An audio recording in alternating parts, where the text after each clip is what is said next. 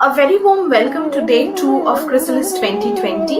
I really hope you liked yesterday's program as much as we did putting the entire thing together.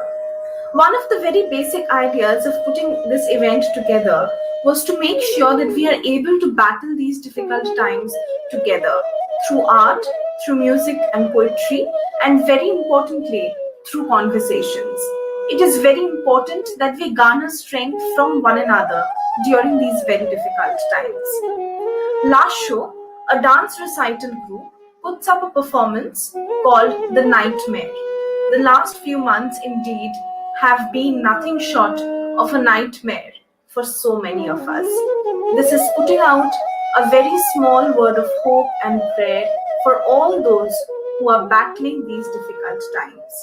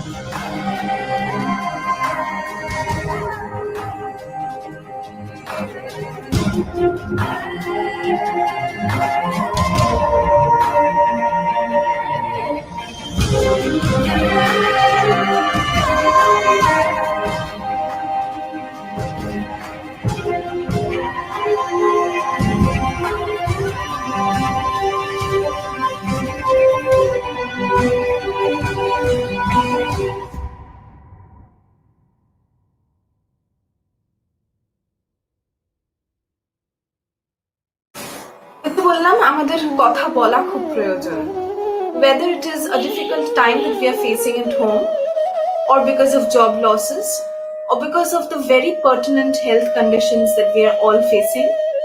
It is important we talk to one another. It is also very important that we listen without the need to pass radical judgments. It is very important we engage in conversations. এই কথোপকথনের মধ্যে দিয়েই হয়তো আমরা আমাদের ভালো থাকার রসদ খুঁজে পাবো। পরের নিবেদন পূর্ণেন্দু পত্রীর কথোপকথনের অংশবিশেষ কথোপকথনে এলিক্সার।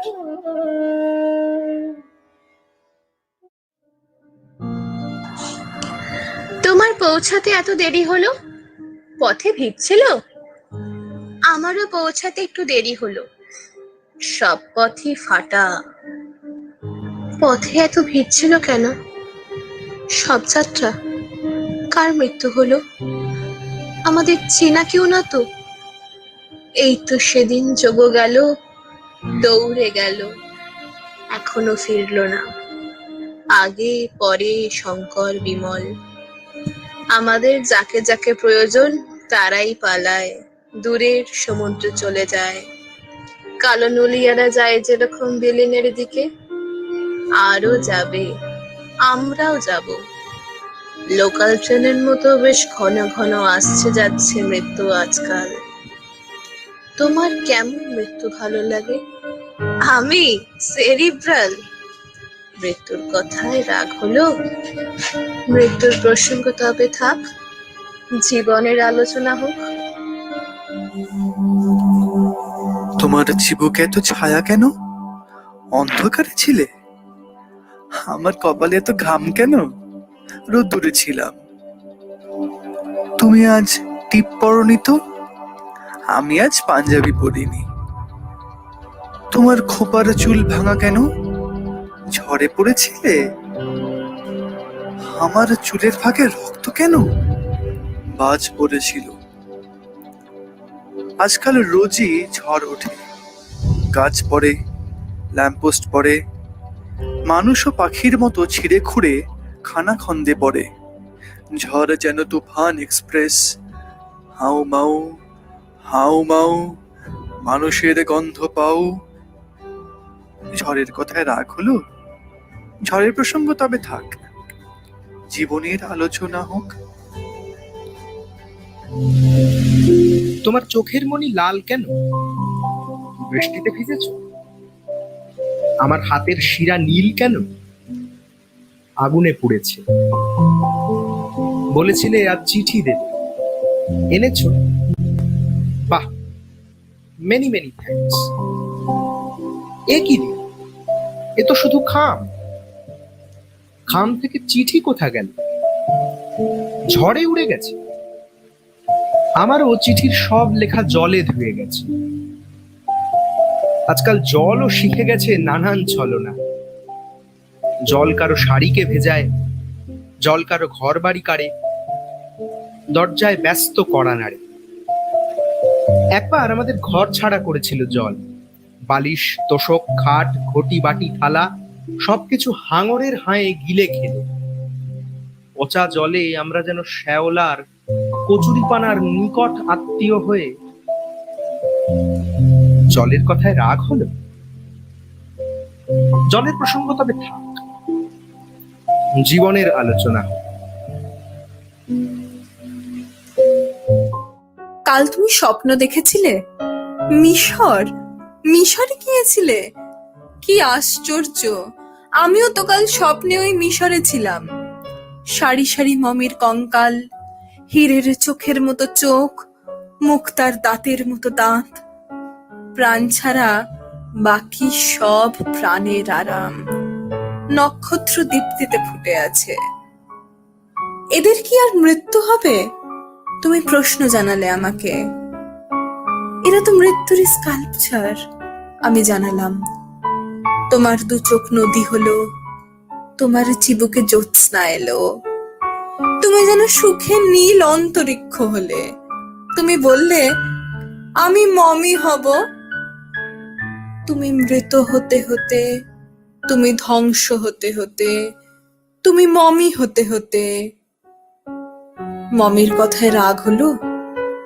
মমির প্রসঙ্গ তবে থাক, জীবনের আলোচনা হোক। আজকে তোমাকে অনেক নামে ডাকতে ইচ্ছে করছে, ডাকবো? আজকে তুমি প্রথম শ্রাবণ, সঙ্গে চাপার গন্ধ মাখবো। গভীরতর গানের ভিতর খেয়া দেওয়ার নৌকা চলছে। একটু আগে হাসলে যেন আকাশ সোনার আংটি গলছে। এখন তোমার কুরুশ কাঠি এই নামেতে ডাকবো, শুনছ? ছিলাম সুতো, তাকে হাজার চৌকো ও গোল নকশায় বুনছ। কাল বাড়ি ফিরে কি করলে? কাঁদলাম। তুমি? লিখলাম। কবিতা? কই দেখাও। লিখে কুচোকুচি। কেন? আমার আনন্দের ভিতরে অনর্গল কথা বলছিল আর্তনাদ। আর্তনাদের ভিতরে গুনগুন গলা ভাবছিল অদ্ভুত এক শান্তি। আর শান্তির ভিতরে সমুদ্রের সাঁই সাঁই ঝড়। যেসব অক্ষর লিখলেই লাল হওয়ার কথা তারা হয়ে যাচ্ছিল সাদা। যেসব শব্দ সাদা কাশবন হয়ে দুলবে তাদের মনে হচ্ছিল শুকনো ঝাউ পাতার ওড়াউড়ি। বুঝলাম সে ভাষা আমার জানা নেই, যার আয়নায় নিজের মুখ দেখবে ভালোবাসা। তাই বলে ছিঁড়ে ফেললে? বাতাস থেকে একটা অট্ট হাসি লাফিয়ে উঠে বললে, তিদিমের সলতে হয়ে আরো কিছুদিন পুরে খা খ, পুরে খা খ।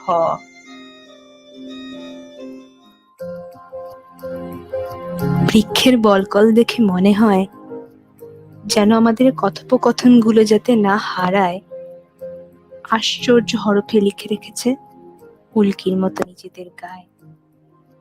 পৃথিবীর বৃক্ষগুলো মানুষের গোপনীয়তম সমস্ত সংবাদ জানে, এমনকি তোমাকে যা কখনো বলিনি, হৃদয়ের সেই সব তুর্যনাদ আর্তনাদও জানে। নভমণ্ডলের দিকে চেয়ে থেকে ঠিক এরকমই ভেবেছি আমিও।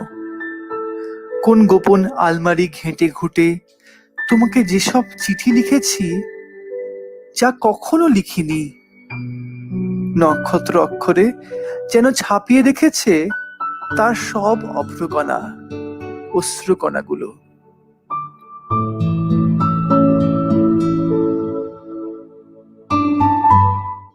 How easy is it to practice art on social media? Practicing art on social media, a cakewalk. That is the topic for our next session today.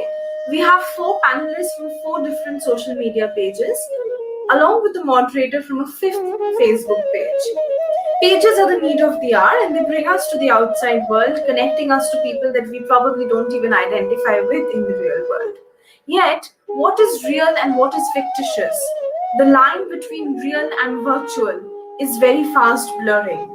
And hence arises the very pertinent question, are we shifting in all forms from the so-called real world to the new real or the digital world? And how easy is it to practice art in the digital world? Is it easier than practicing theatre on stage, or singing for concerts, or rehearsing for dance performances? Or is it more difficult to sing in front of the camera?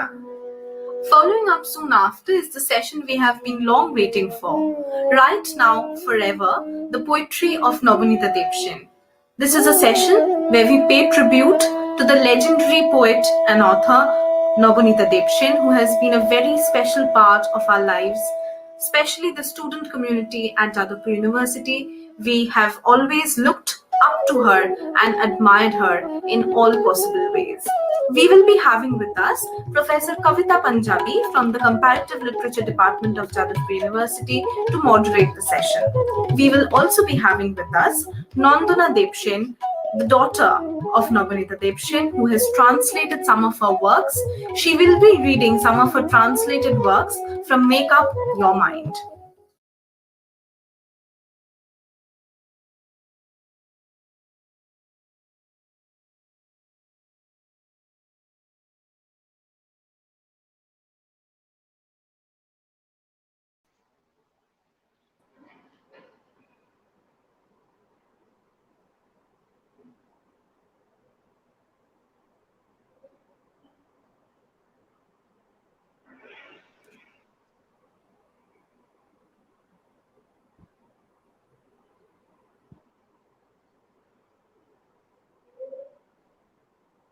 Hello, am I audible?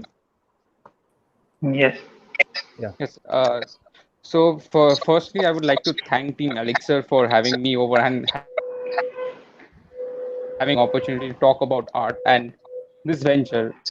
Elixir magazine, as far as I know, is a venture for young students and like artists for them to speak out. It's a online magazine where they speak about their problems, their opinions every month, and it's open out there on the world for the readers to read them.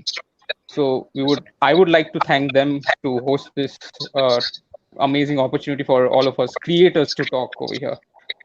I would like to introduce, before going into everything else, I'd like to introduce people that we have here. We have Mr.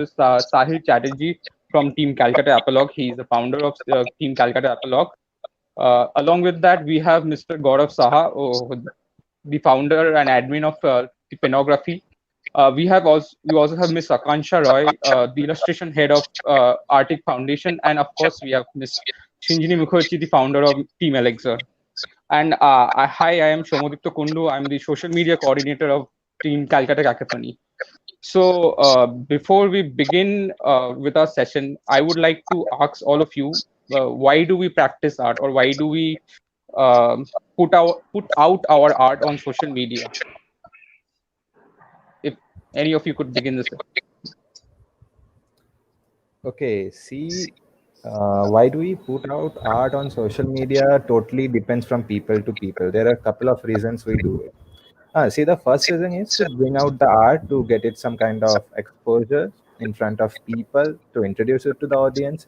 See, people are coming up with different kind of art forms these days, maybe mostly in the quarantine days, isn't it? So Yes. bringing out to them, introducing that kind of art form in front of the people or in front of the normal audience, encouraging them to create more art. That's the basic thing actually. And then there are also a few other things, few business perspectives on it, few creative, tactical and strategical perspectives on it. Those are totally different, but this remains the basic thing, to give To bring exposure out to different perspectives. Yeah. Exactly. Oh, Miss Akansha, what would you have to say about that? Yeah. See, when we are I totally agree with what he said just now. And when we are putting up art on social media and practicing it on social media, of course, our major aim is to reach out to more people, because social media is such a platform. It's so diverse, and it's like the entire world can view it. So the more number of people are engaging in your art, you are getting diverse opinions. At mostly when we are practicing art only for passion, only for ourselves, like our close ones, our family, they might not always give out the true they might their comments might be biased, because they might feel that if I am giving out a negative opinion or something, the person who is making the art, he or she might feel bad or might take it in another way. But when you're putting it up on social media, there are people who will give criticism, who will pass comments, but it's also a space from where you can take up the criticism and modify and even better yourself at it. Criticism গুলো আরো open হয়, আরো unbiased হয় rather. Miss Sinjini, তোমার কি opinion হবে এটার ব্যাপারে? Firstly, thank you very much for joining us this evening. It has been an absolute pleasure to have all of you here. And I think when we talk about why we practice art on social media, it's one basic thing, or a couple of basic things really, that it comes down to. একটা হচ্ছে যে আমাদের সবসময় একটা express করার প্রয়োজন আছে, আমাদের কথা বলার প্রয়োজন আছে। সেটা কোথায় বলবো? সেটা কি আমরা সবাই টেলিভিশনে যাই না, সবাই রেডিওতে সুযোগ পাই না।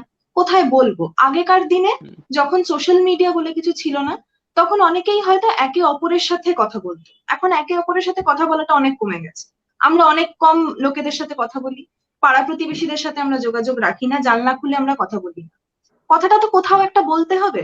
কথা বলার জায়গা হিসেবে খুব স্বাভাবিকভাবেই যখন এত কনভিনিয়েন্ট, এত চিপ একটা মিডিয়াম তৈরি হয়, তখন আমরা সেখানে প্রকাশ করব।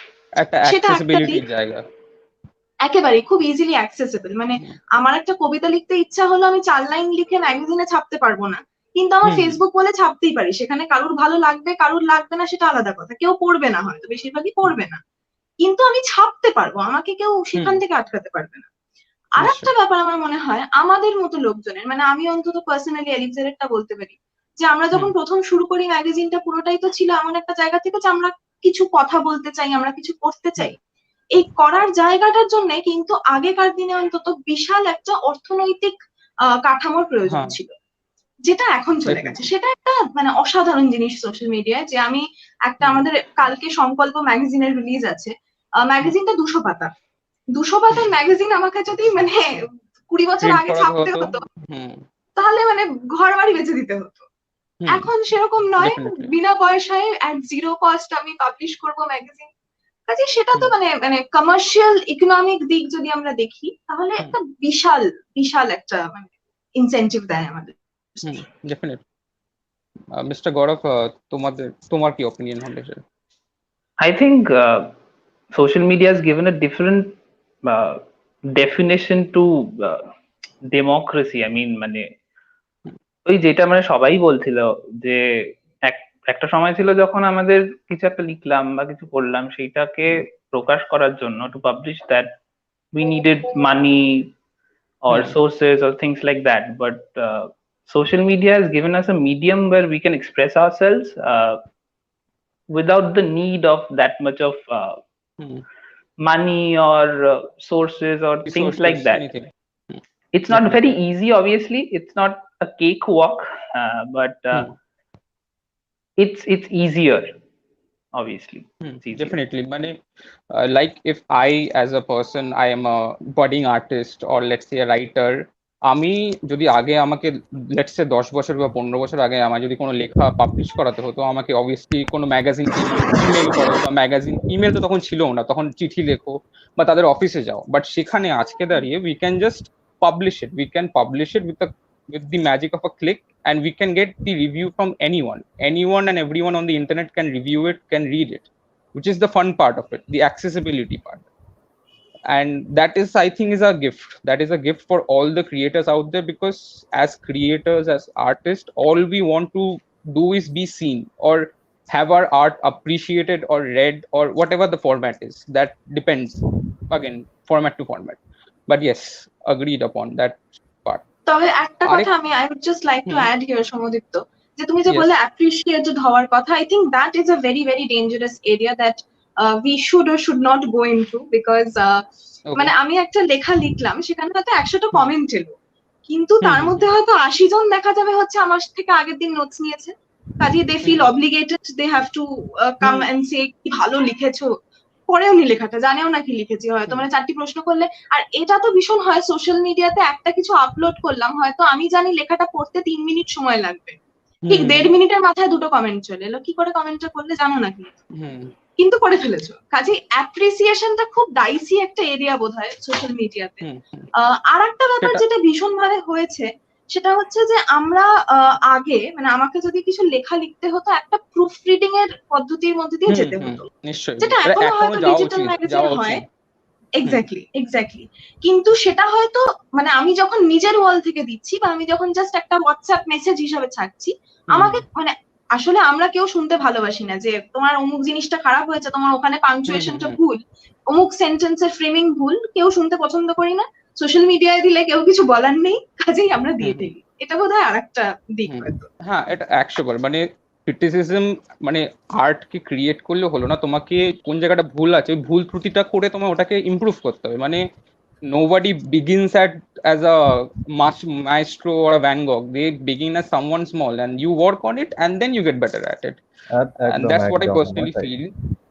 নর্মালাইজ There And are করা two sides প্রথমত to তো it. Obviously, there's হ্যাঁ a good side and there's the bad side as well yeah, to this whole there's thing good and bad in around social everything. media. মানে ব্যাপারটা হচ্ছে, হ্যাঁ যেটা বলছিলাম, মানে ম্যাম সিঞ্জিনি মিস যে বললেন যে লেটস সে আমি একটা লেখা বা কিছু একটা দিলাম, যেটা পড়তে 3 মিনিট সময় লাগে, লোকে 1.5 মিনিটে দিয়ে দেয়। আমার যেটা মনে হয় কেন দিয়ে দেয় হচ্ছে, মানুষের অ্যাটেনশন স্প্যান 30 সেকেন্ডের বেশি যায় না এখন। ট্রু ওই ট্রু 30 সেকেন্ডে যা দেখলো, ওই জাস্ট উপর উপর দিয়ে যেটা পড়ে বা দেখে, ছবি দেখে, যাই হোক, দেখে যেটা মনে হলো সেটাও লিখে দিল, ঠিক আছে। ও যে ইনডেপথ যাবে সেটার পেশেন্স লেভেল বা সেটার মানে মানে কি বলবো, মানে অ্যাটেনশন স্প্যানটাই লোকের কমে গেছে। তো ওই এফর্টই জায়গাটায় দেয় না দাঁড়িয়ে লোকে দাঁড়িয়ে পড়বার এফার্টে দেয়, হ্যাঁ that's the better That is word, also effort. that is also because of social media. Social media true plays true a huge role in that Absolutely. as well. True actually true দেয় Definitely, then definitely. মানে ঠিক আছে, in fact আমরা মানে অন্য বছর তো আমরা সবসময় বিবেকানন্দ হলে ক্রিসালিস করি, এবছর হচ্ছে কোনো হুম। মানে উপায় নেই, সবকিছু হ্যাঁ, ডিজিটালি করা অনলাইন। ছাড়া, মানে দুটো অপশন ছিল, একটা হচ্ছে অনলাইন করো নইলে করো না, কাজেই ওই হুম। অনলাইনটাই একমাত্র উপায়। আমরা এটা নিয়ে ডেফিনেটলি। খুব খুব মানে ভীত ছিলাম, we were very sceptical about this, যে মানে আদৌ লোকজন কি এতক্ষণ ধরে একটা প্রোগ্রাম দেখবে, মানে যখন বিবেকানন্দ হলের ওই হুম। একটুখানি এরিয়ার মধ্যে এসে তারা বসে, they concentrate, they want to be there, which is why they are there. কারণ বাট হয়তো because of the Facebook human live বা এলিমেন্ট।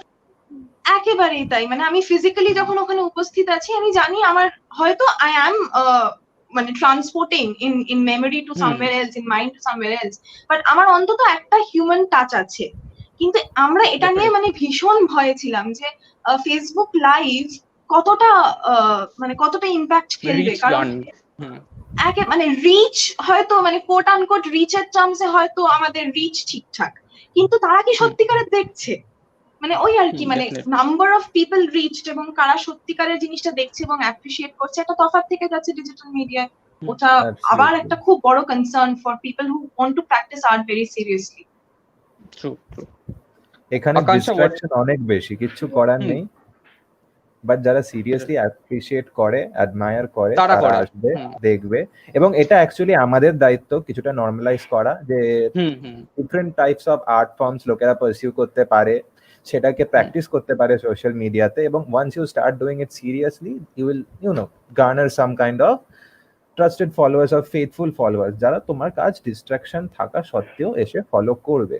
এটা আমি আমার এক্সপিরিয়েন্সের থ্রুতে বলছি। তো ঠিক আছে, বাট হ্যাঁ, একদম কনসেন্ট্রেশন ধরে রাখাটা এখানে সম্ভব নয়। সোশ্যাল মিডিয়াতে প্রচন্ড ভাবে ডিস্ট্রাকশন আমার নিজের চলে আসে কিছু পড়তে পড়তে, তো একটু চাপ, কিন্তু we have to go through, we have no other way left anyway. That is speaking for, as I know, your page is more of a writing page, as far as I know. Yeah. And Akanksha, what would you have to say about this? Like, in case of digital art or illustrations, do you feel যে লোকের digital art বা যখন আমরা art মানে typically ideally illustration যখন আমরা put up করছি না সোশ্যাল মিডিয়াতে, এক কি হয় যে I think all of you will agree to this, in the past 3-4 years প্রচুর ইলাস্ট্রেশন পেজেস কিন্তু প্রচন্ড বেড়ে গেছে। মানে write up, when you come to social media, writing এর পেজ ছিল, মানে আজ থেকে 7 বছর আগেও হয়তো ছিল, বাট ইলাস্ট্রেশনের পেজ কিন্তু এত ছিল না, এখন আজকে দাঁড়িয়ে এত বেড়ে গেছে। মানে এরকমও হয়েছে যে not only pages, like people who are practicing art for a long time, তারা নিজস্ব পেজ খুলছে। এবার যখন আমরা ইলাস্ট্রেশন পুট আপ করছি না নেটে সোশ্যাল মিডিয়াতে, তখন কি হচ্ছে, ডেফিনেটলি এক তো যে অনেক সময় কি হয়, আমি নিজের চোখে দেখেছি যে কেউ একজন খুব সুন্দর একটা আঁকা এঁকে পুট আপ করেছে, তার সঙ্গে একটা হয়তো খুব রিলেটেড ক্যাপশন লিখেছে সে। এবার 99% সময় it's very true what Sinjini was saying, যেহেতু লোকের সময় নেই, it's like we are running in our own lives because we are so busy, and তারপরে অ্যাগেন সোশ্যাল মিডিয়াতে আমাদের এত কাজ করতে হয় যে লোক, সেই যে ভিউয়ার সে হয়তো মানে পড়ছেই না লেখাটা, সে হয়তো জাস্ট আর্ট ফর্মটা দেখে বা ছবিটা দেখে লাইক করে দিয়ে চলে গেল, বা হয়তো মিয়ারলি সে হয়তো মানে আমি নিজেও দেখেছি when I am putting up an art on Facebook or something, কটা লোক খুব মন দিয়ে আমার আর্টটাকে দেখছে বা অ্যাপ্রিশিয়েট করছে। Once I got a personal, I'll tell you a personal like story. I put up this I think 2-3 years back, একটা আঁকা আমি এঁকেছিলাম, ওটা যামিনী রয়ের আঁকাটা, মানে একটা আঁকা দেখে inspired. So the point is, when I put it up, there was this one person, I don't know the person who he was, and he commented that যে এটা তো so and so person এর আঁকা। তখন আমি ওকে বললাম যে না, this is not, this is entirely একটা যামিনী রয়ের original work which I got inspired and I recreated it, tried to recreate it.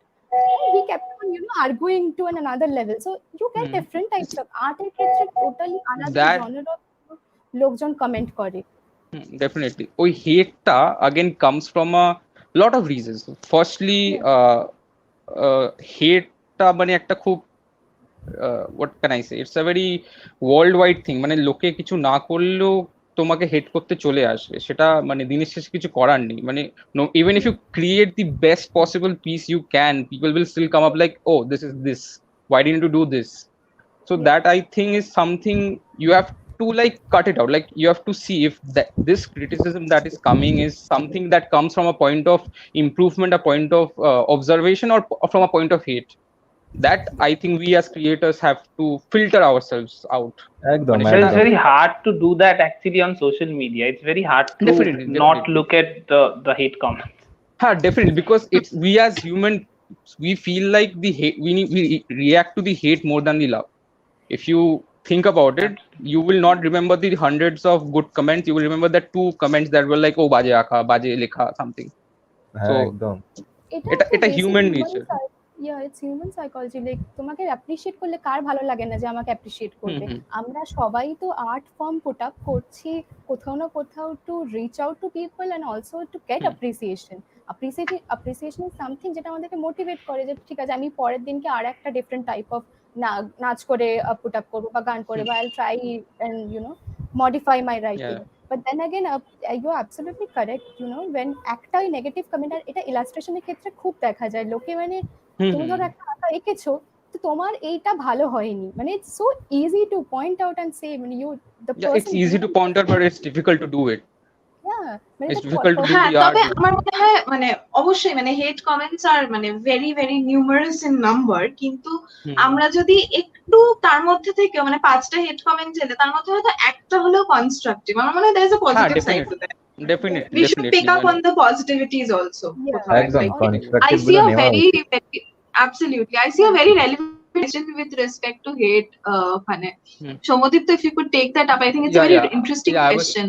I was just about someone asked, I don't see the name particularly, social media has empowered us to post and to create content, and but she or he is asking, what about the aesthetics of it and what about the hate that comes in? I think we've already addressed the hate part, so the aesthetic part of it.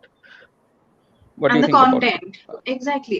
মানে আমরা এটা কালকে একটা আমি এক second বলে নিয়ে, গৌরবও মানে লেখালেখির জগতেই আছে এবং ওর সাথে আমার রেগুলার কথাবার্তা হয়, কাজে আমার মনে হয় ও হি উইল এগ্রি যে আমাদের কালকের একটা প্রোগ্রামে we were discussing something very similar, আমাদের একটা প্যানেল ডিসকাশন ছিল, সো ওখানেও একই কথা উঠছিল বারবার যে আমরা যে এত লেখা দেখছি তার মধ্যে how do you filter what is good and what is bad.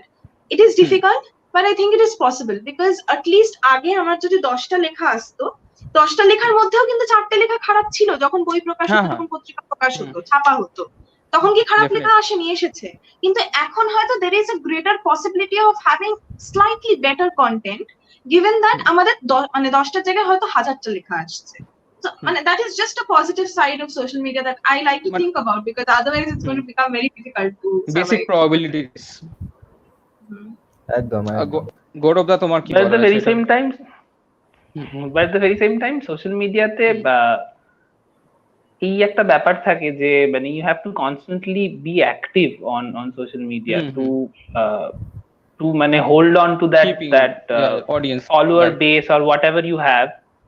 It's very important for you to please the people who are following, and মানে যেটা হয় সেটা হচ্ছে গিয়ে you reach out to a certain amount of people, তাদের পছন্দ এক রকমের, এবং তারপর যখন তুমি যদি তাদের পছন্দের বাইরে গিয়ে কাজ করো কোনো, সেটা হয়তো তোমার নিজের পছন্দ, সেই ক্ষেত্রে হয়তো অনেক সময় সেটার অ্যাকসেপ্টেন্স থাকে না, সেইটা অনেক সময় হয় যেটা, এবং মানে আই রিমেম্বার মানে এই হেট কমেন্টস এর ব্যাপারেই আমার মনে পড়ছিল, এবং সিনজি নিজে একটা খুব ভালো কথা বলেছে যে ওই 5টা হেট কমেন্ট পড়ার পর একটা পজিটিভ কমেন্ট পড়লে সেটা ভীষণ ভালো লাগে। তো এই মানে খুব মানে রিসেন্টলি আর কি এই একটা ডিবেট চলছিল না যে মানে অনলাইনে এডুকেশন নিয়ে, যে অনলাইন এডুকেশন কি সত্যি ঠিক, বা মানে কতজন রিচ আউট করতে পারছে, কতজনের কাছে অ্যাভেলেবিলিটি রয়েছে, তো সেইটা নিয়ে আমি পোস্টেড সামথিং, এন্ড মানে অনেক লোক আর কি সেইখানে হচ্ছে বলছিল যে না এটাই তো করা উচিত, এখন তো জিও আছে, এখন তো সবাই নেট চালায়, হ্যান ত্যান এই সেই, এবং মানে খুব বাজে comment of privilege, absolutely, and মানে সেইটা আর কি মানে খুব ভালোভাবে অবভিয়াসলি বলছিল না ওরা, মানে যেটা হয় ডেফিনেটলি কমেন্ট সেকশনে, তো সেইখানে দাঁড়িয়েও কিছু লোক ছিল who were not মানে subscribing to that particular idea যে হ্যাঁ এভরিথিং ইজ ওকে। তো হ্যাঁ there are মানে দুটো সাইডই আছে, হ্যাঁ, এই definitely. লাইনটা যে এখন তো জিও আছে ইজ ইটসেলফ ভেরি অ্যারোগেন্ট। এরপরে তো অন্য Absolutely. এটাকে যদি আবার বাজেট অনুযায়ী বলা হয় তাহলে তো আর মানে হুম, এখানে কোনো ডিবেটের প্রশ্নই থাকে না। এই লাইনটাই কত অ্যারোগেন্ট যে এখন তো You জিও still আছে। need to you still need to buy a phone to have a হ্যাঁ, Jio SIM exactly. card, and now you have to recharge as well. আগে হতো না, when Jio started hmm, they made the মানে ওই মার্কেটটা তৈরি করে তারপর they have hiked the price, মানে হ্যাঁ, যেরকম হয় আর কি। অ্যাবসলিউটলি। এটা বিজনেস, কিচ্ছু করার নেই। হুম, বাট ওকে, ঠিক আছে, content on social media has evolved. You have to hook on, আমি কথার কথা বলছি, let's speak about 3 years ago or like 4 years ago, যখন microtel came in social media and all people around, all the pages around started doing microtales. There were a lot of pages that started writing microtales. সবাই even I started writing microtales, ঠিক আছে, but within 1 year or scribble two stories and হ্যাঁ, অনেক অনেক pages উঠেছিল। They actually gained quite a lot of popularity, and they few of them made a business out of it. They literally made a business out of it and they are running successfully right now, ঠিক আছে। and few তারপরে আস্তে আস্তে সবাই চেষ্টা করলো অনেক, কিন্তু যেহেতু ওই বেশি ওভার ক্রাউডেড হয়ে গেল প্ল্যাটফর্মটা, পার্টিকুলার স্যাচুরেশন জনরাটা, লেভেল স্টার্টেড ওয়ারিং আউট, ঠিক আছে। লোকেরা বোর হয়ে গেল মাইক্রোটেল থেকে, এবার আস্তে আস্তে জিনিসটা শেষ হয়ে গেল। Even one of my friend made a calculation that per writer can only write up to 700 to 900 microtales in their life, or else they will run out of topic after that. So জিনিসটাকে continue করা যায় না একটা টাইমের পরে। তারপরে যখন এলো about creating Calcutta epilogue and how they will write, and I knew that I wanted to do something really long, not at all related to microtale and stuff. I was very nervous about putting this up on social media, যে লোকে আদৌ 2 line অব্দিও পড়বে কিনা ঠিক ঠিকানা নেই। সেখান থেকে একটা ন্যারেটিভ বিল্ড আপ করা, লোকেদেরকে কন্টেন্টটা ডেলিভার করিয়ে সেটাকে দিয়ে অ্যাপ্রিসিয়েট করানো, প্লাস একটা অ্যাস্থেটিক্স, একটা ব্র্যান্ড আইডেন্টিটি এস্টাবলিশ করা, সেগুলোতে টাইম লাগে, সেগুলো একদিনে হয় না। You have to work on yourself. তো আগের যে কমেন্টটা পয়েন্ট আউট করা ছিল সেটার জন্যই বলছি, you have to work a lot, you have to decide some narratives that people will actually admire, ঠিক আছে, যেটা একটু লোকের সাথে রিলেটেবল হবে, সেরকম অনেক কাজ করে নিজের উপরে on a daily basis improvise করতে করতে you will reach there, আর কিছুই না। Okay, we have one more question over here. Someone asked, is social media influencing us to be surface level learners? আমরা কি গভীরে যেতে ভয় পাচ্ছি বা গভীরে যাওয়ার ক্ষমতাটাই হারিয়ে ফেলেছি ইন টোটালিটি? অ্যাবসলিউটলি, ভীষণ ভাবে আমার মনে হয়। মানে আমরা এরকমও দেখেছি যে আমাদের মানে প্রত্যেক মাসের যে মান্থলি ইস্যুস গুলো হয়, দে আর ইউজুয়ালি 30 to 35 পেজেস লং। এবার তার মধ্যে ইংলিশ, বাংলা, হিন্দি সব মিলিয়ে মিশিয়ে আর্টিকেলস থাকে, এবং যে মেক ইট আ পয়েন্ট যে কোনো লেখা উইদাউট ইলাস্ট্রেশন যায় না, শুধুমাত্র এইটা এনশিওর করার জন্য যে মানে লোকটা অন্তত ওই পাতাটা অব্দি পৌঁছক। একেবারেই এরকমও হয়েছে যে মানে আমরা হয়তো সম্পূর্ণ অন্য একটা থিমে ম্যাগাজিন করেছি, যখন ফিডব্যাক এসেছে তখন সে একটা এমন মানে একটা উৎপটাং কথা বলে বসেছে যে বোঝা গেছে যে সে পড়েনি আদৌ। মানে গভীরে তো যাওয়া ছেড়েই দেওয়া হোক, মানে হয়তো লোকে জিনিসটা খুলেও দেখে না অর্ধেক সময়, এরকমও হয়। সেটা হয়তো আগে এতটা ছিল না। মানে আমরা যখন পুজো বার্ষিকী কিনে পড়তাম, কিংবা আমি যখন ছোটবেলায় এনিড ব্লাইটেন কিনে বই পড়েছি, তখন গোগ্রাসে গিলেছি এক একটা বই, মানে ওয়েট করে থেকেছি কখন পরের ইস্যুটা, কখন পরের বইটা বাবা নিয়ে আসবে, এরকমও হয়েছে। কিন্তু এখন আমাদের হাতে এত কন্টেন্ট, আমরা পড়ি না। এটা একটা অদ্ভুত জিনিস হয়েছে, যেটা গৌরব প্রথমেই বলছিল একদম, যে কনসেন্ট্রেশনটা কমে যাওয়া বিকজ অফ সোশ্যাল মিডিয়াকে, সেটা ভীষণ ভাবে হয়ে গেছে। এবং আসলে এত বেশি কন্টেন্ট ক্রিয়েট হচ্ছে, সবাই তো এখন লেখক, সবাই গায়ক, সবাই কবি। এবার বোধহয় আমরাও অডিয়েন্স হিসাবে কোথাও we are not being able to filter যে কোনটা ভালো কোনটা খারাপ, রিসেপ্ট করতে পারছি না।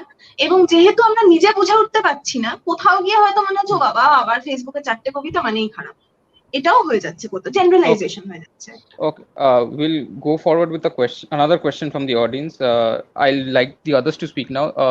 বলছেন, হ্যাঁ, Mr. Promit বলছেন, to whoever wants to answer. হ্যাঁ, what do you think should be the focus of creating content? Should it be more like a clickbait or should it focus more on quality? This was one of my questions as well. So, Mr. Sahil, if you could answer on that very shortly. Yeah, see, the quality of the content and the clickbait both are important, ঠিক আছে। Either what you can do is basically create two kind of contents, one which has the good quality content and another one which has all the clickbaits that will get you the reach to to your page, to your content, or else you can create a content, improvise it and mix it up together with a good quality content with piled up with few clickbaits. In that way, what you do is you make sure that the good content is attracting the proper amount of audience and your organic reach is increasing. That is what you এটা should do this at least in social media right now. And after a time, when you get the hold of the audience, you get a faithful audience, you start losing the clickbaits and you start making more good quality content. That's the best this I is can what I suggest. would like to call commercial art. I like to term Exactly, it this this is way. commercial art, yeah. Because দরকার audience তো দরকার social Hmm. media.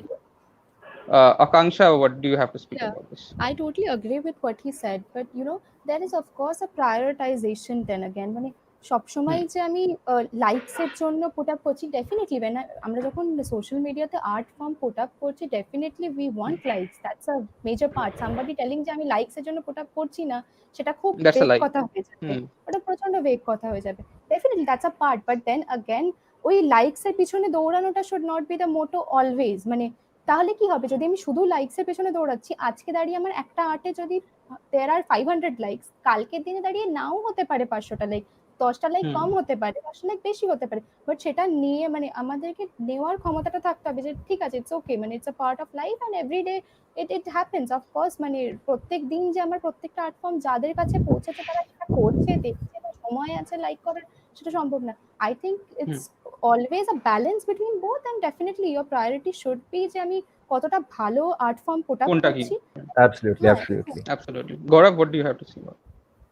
I think what Sahilda said was very important, যে আমি একটা content বানালাম, সেইটা ভালো, but the marketing that I am doing around ইট, সেইটা হচ্ছে গিয়ে মানে সেইটা পপুলিজমকে আমি খাওয়াচ্ছি, দিয়ে তারপর I am selling that content of mine. That's a very good মানে সোশ্যাল মিডিয়া মার্কেটিং আর কি, এরকম ভাবেই হয়, মানে that's what happens normally. But obviously they should be, মানে সব সময় তো মানুষ এরকম ভাবে ভাবে না, স্পেশালি যখন you are writing something or whatever, you don't think about the মানে public perception always. You sometimes there are times where when you want to write something because you just want to write that thing. Definitely. So সেই জায়গাটায় obviously তখন মানে but social মিডিয়াতে যেটা হয় সেই উইন্ডোটা that's very narrow, মানে সেই চান্সটা তুমি খুব কম পাবে যে তুমি নিজের পছন্দটাকে বেশি প্রায়োরিটি দিচ্ছ এবং অন্যের পছন্দটাকে দিচ্ছ না। দ্যাট মানে সেইটা যদি বেড়ে যায় তাহলে তোমার অর্গানিক রিচ কমতে থাকবে, এবং Facebook is always there to cut down your organic reach service. ওটা নতুন ব্যাপার না কিছু। What I personally feel is that some things you do for your art's sake, something you do for your likes sake. কয়েকটা জিনিস just বিক্রি করার জন্য বানাও, কয়েকটা জিনিস তুমি তোমার নিজের জন্য বানাও। এবার ওই তোমার নিজের জন্যটা বানাচ্ছ, ওটা তোমায় বিক্রি করতে হবে সেটা কোনো কথা নেই, বিকজ আলটিমেটলি তুমি ওটা নিজের জন্য বানিয়েছো। You don't have to sell your soul, you can sell your art. Again, art and soul are the same things, but there's one more question from this person. How many people would understand social media as a business? Critical reflection on content awareness and is a part of digital literacy. Are you open for collaboration on digital literacy? The second part ta bad dilam, but social media is a business, as a business model. সেটা কারা কারা agree করবো আমরা এখানে? I think all of us, most of us. আমরা agree করি, social media as a business model আমরা agree করি। Definitely. Depends on few visionary peoples যারা প্রত্যেকটা জিনিসকে মনিটাইজ করাতে বিলিভ করে, যারা কিছুটা ক্যাপিটালিস্ট মেন্টালিটি রাখে, ঠিক আছে, তারা জানে কি কোন জিনিসটা মনিটাইজ কখন করতে হবে। May it be a socio political scenario, may it be a crisis, people monetise through social media. It's okay, and they monetize through their content. Now doesn't matter whatever the content is, it may be creative or it may be something else. Again, this comes into a gray area. Will you capitalize on something that is very disturbing or something that is very like harrowing of nature, like some tragedy happens and you write about that tragedy in a very romanticized manner? Is that right to capitalize on a horrifying act or a like an accident or something of that sort? মানে যেরকম Republic TV করেছিল আসামে, একটা আমফানের পর একটা ছবি তুলে ওটা। না দেখো, সত্যি কথা বলতে গেলে that goes against my moral, but হ্যাঁ, লোকেরা যদি সত্যি করে আমরা ভালোভাবে এখন অবজার্ভ করি, দেন তো বলতে গেলে হ্যাঁ লোকেরা করছে, মিথ্যে কথা বলবো না, লোকেরা করছে। বাট হ্যাঁ, when it comes to me personally, I won't do that, never, sorry. something that is terrible is actually terrible. I feel like crying. I feel like, mourning to that event, something like that. I can't romanticize or, monetize that kind of event. I'm really sorry about that. Yeah, definitely. আরেকটা question আছে. There is a term called algorithm that has gained popularity in recent times. Do any of you believe in algorithm? Algorithm এর ব্যাপারটা, yes, it does exist and it will continue to exist no matter what. If you post about something and it is relevant in your trends right now, it will go up and it won't come down anytime soon. Uh, It keeps I think, changing. yeah, definitely, it keeps on changing it from time to time. Which, okay, next question. Since we are short of time, so I'm gonna rush through the questions right now. Sure. Which is more important, to create good quality of art or get more subscribers by creating trending content? Shinjini, would you like to answer that? আমার মনে হয় আগের কোয়েশ্চেনটার সাথে এটার একটা intersection portion আছে। আসলে আমরা 3 ধরনের আর্ট ক্রিয়েট করতে পারি। একটা হচ্ছে যেটা আমরা দেখাতে চাই মানুষকে, একটা যেটা মানুষ দেখতে চায়, আর একটা হচ্ছে যেটা দেখা খুব প্রয়োজন, কিন্তু সবসময় আমরা দেখাতেও চাই না, মানুষ দেখতেও চায়। দেখাতে পারবো না, দেখাতে হয়তো পারবো, কিছু জায়গায় হয়তো দেখাতে পারবো যেটা খুব দেখানো প্রয়োজন, কিন্তু সেখানে আমরা কয়েক জায়গায় ভয় পাই, কয়েক জায়গায় মনে করি যে আমার সোশ্যাল ইমেজ নষ্ট হয়ে যাবে, আমাকে লোকে পলিটিক্যাল বলে মনে করবে, আমাকে লোকে দাগিয়ে দেবে। এর আমরা প্রচুর অনেক রকম ভয় আমরা পেয়ে থাকি। এবার ব্যাপার হচ্ছে যে আমাদের বোধহয় ফার্স্টলি বোঝা উচিত যে আর্ট বলতে আমরা কি বুঝি। আর্ট বলতে আমি খালি ইলাস্ট্রেশন, খালি লেখা, কোনোটাই তো ইন্ডিভিজুয়াল ইন ইটসেলফ বুঝি না, আমি একটা কোলাবোরেশন বুঝি, আমি একটা টোটালিটি বুঝি। এবার ওই টোটালিটি, মানে art as a totality or art as something that I do out of the love for it, that is basically what art is. এবার তার কমার্শিয়ালাইজেশন বলো বা তার বিজনেস অ্যাসপেক্ট বলো, that comes much later. So মানে just covering a brief aspect of the previous question also here, that is one area where I think I would like to differ slightly with Sahil, with probably the others also in certain respects, because Elixir started as what was purely a love for the art form, nothing more, nothing less. আমরা এখনো তাই করি, আমরা প্রত্যেকটা issue ফ্রিতে দিই, just because we want people to read, we want people of our generation to engage in what we like, that is all. এবার secondly তুমি যেটা মানে বলছিলে আর যে মানে what should we focus more on, the content or the the commercial aspect and the subscription and the trend? আমার মনে হয় you always should go with the content. Trend আজকে আছে, আজকে যেটা ট্রেন্ড কালকে সেটা ট্রেন্ড হবে না, but if you create something very original and something very creative, no matter what, people are going to notice that and people are going to come back. That might be 10 years later, but they're going to come back and they're going to notice. True. Okay. We'll go on to the next question. Do we sometimes compromise on content to reach out to a greater mass rather than the target audience? As we know, in social media, it's more about the mass than a section of society. Akansha, could you answer that? I think yes, I agree to this. মানে এটা তো definitely হয়ে থাকে, আমরা যেটা trending বা মোর likes রিচটা বাড়ানোর জন্য আমরা কিন্তু কম্প্রোমাইজ করেই থাকি। মানে আমি যদি দেখছি, মানে if I totally focus on illustration right now, মানে এরকম আমরা দেখছি যে কিছু ইলাস্ট্রেটিভ ফর্মস এখন খুব চলছে, যেমনি মান্ডালা আর্ট। এই আর্ট ফর্মটা কিন্তু আমি পার্সোনালি পুরোটাই সোশ্যাল মিডিয়াতেই প্রথম দেখেছিলাম, তারপরে আমি নিজের পার্সোনাল যা পড়েছি বা সেটা নিয়ে জেনেছি সেটা আলাদা। তো ডেফিনেটলি আমি দেখেছি এটা, যখন আমি মান্ডালা আর্টে তুমি দেখবে প্রচুর পেজেস আছে, প্রচুর, which are solely dedicated only for mandalas. So definitely ওটা put up করলে it gets a higher reach, but if you if you come back and do some minimalistic art বা অন্য টাইপ অফ, সেটা হয়তো নাও rich পেতে পারে অতটা ওই মোমেন্টে দাঁড়িয়ে। এটা তো it keeps on varying and it will go on. This is one aspect of social media. True. Absolutely. How do you think social media is influencing our thought process? Gaurav, could you adhere to that?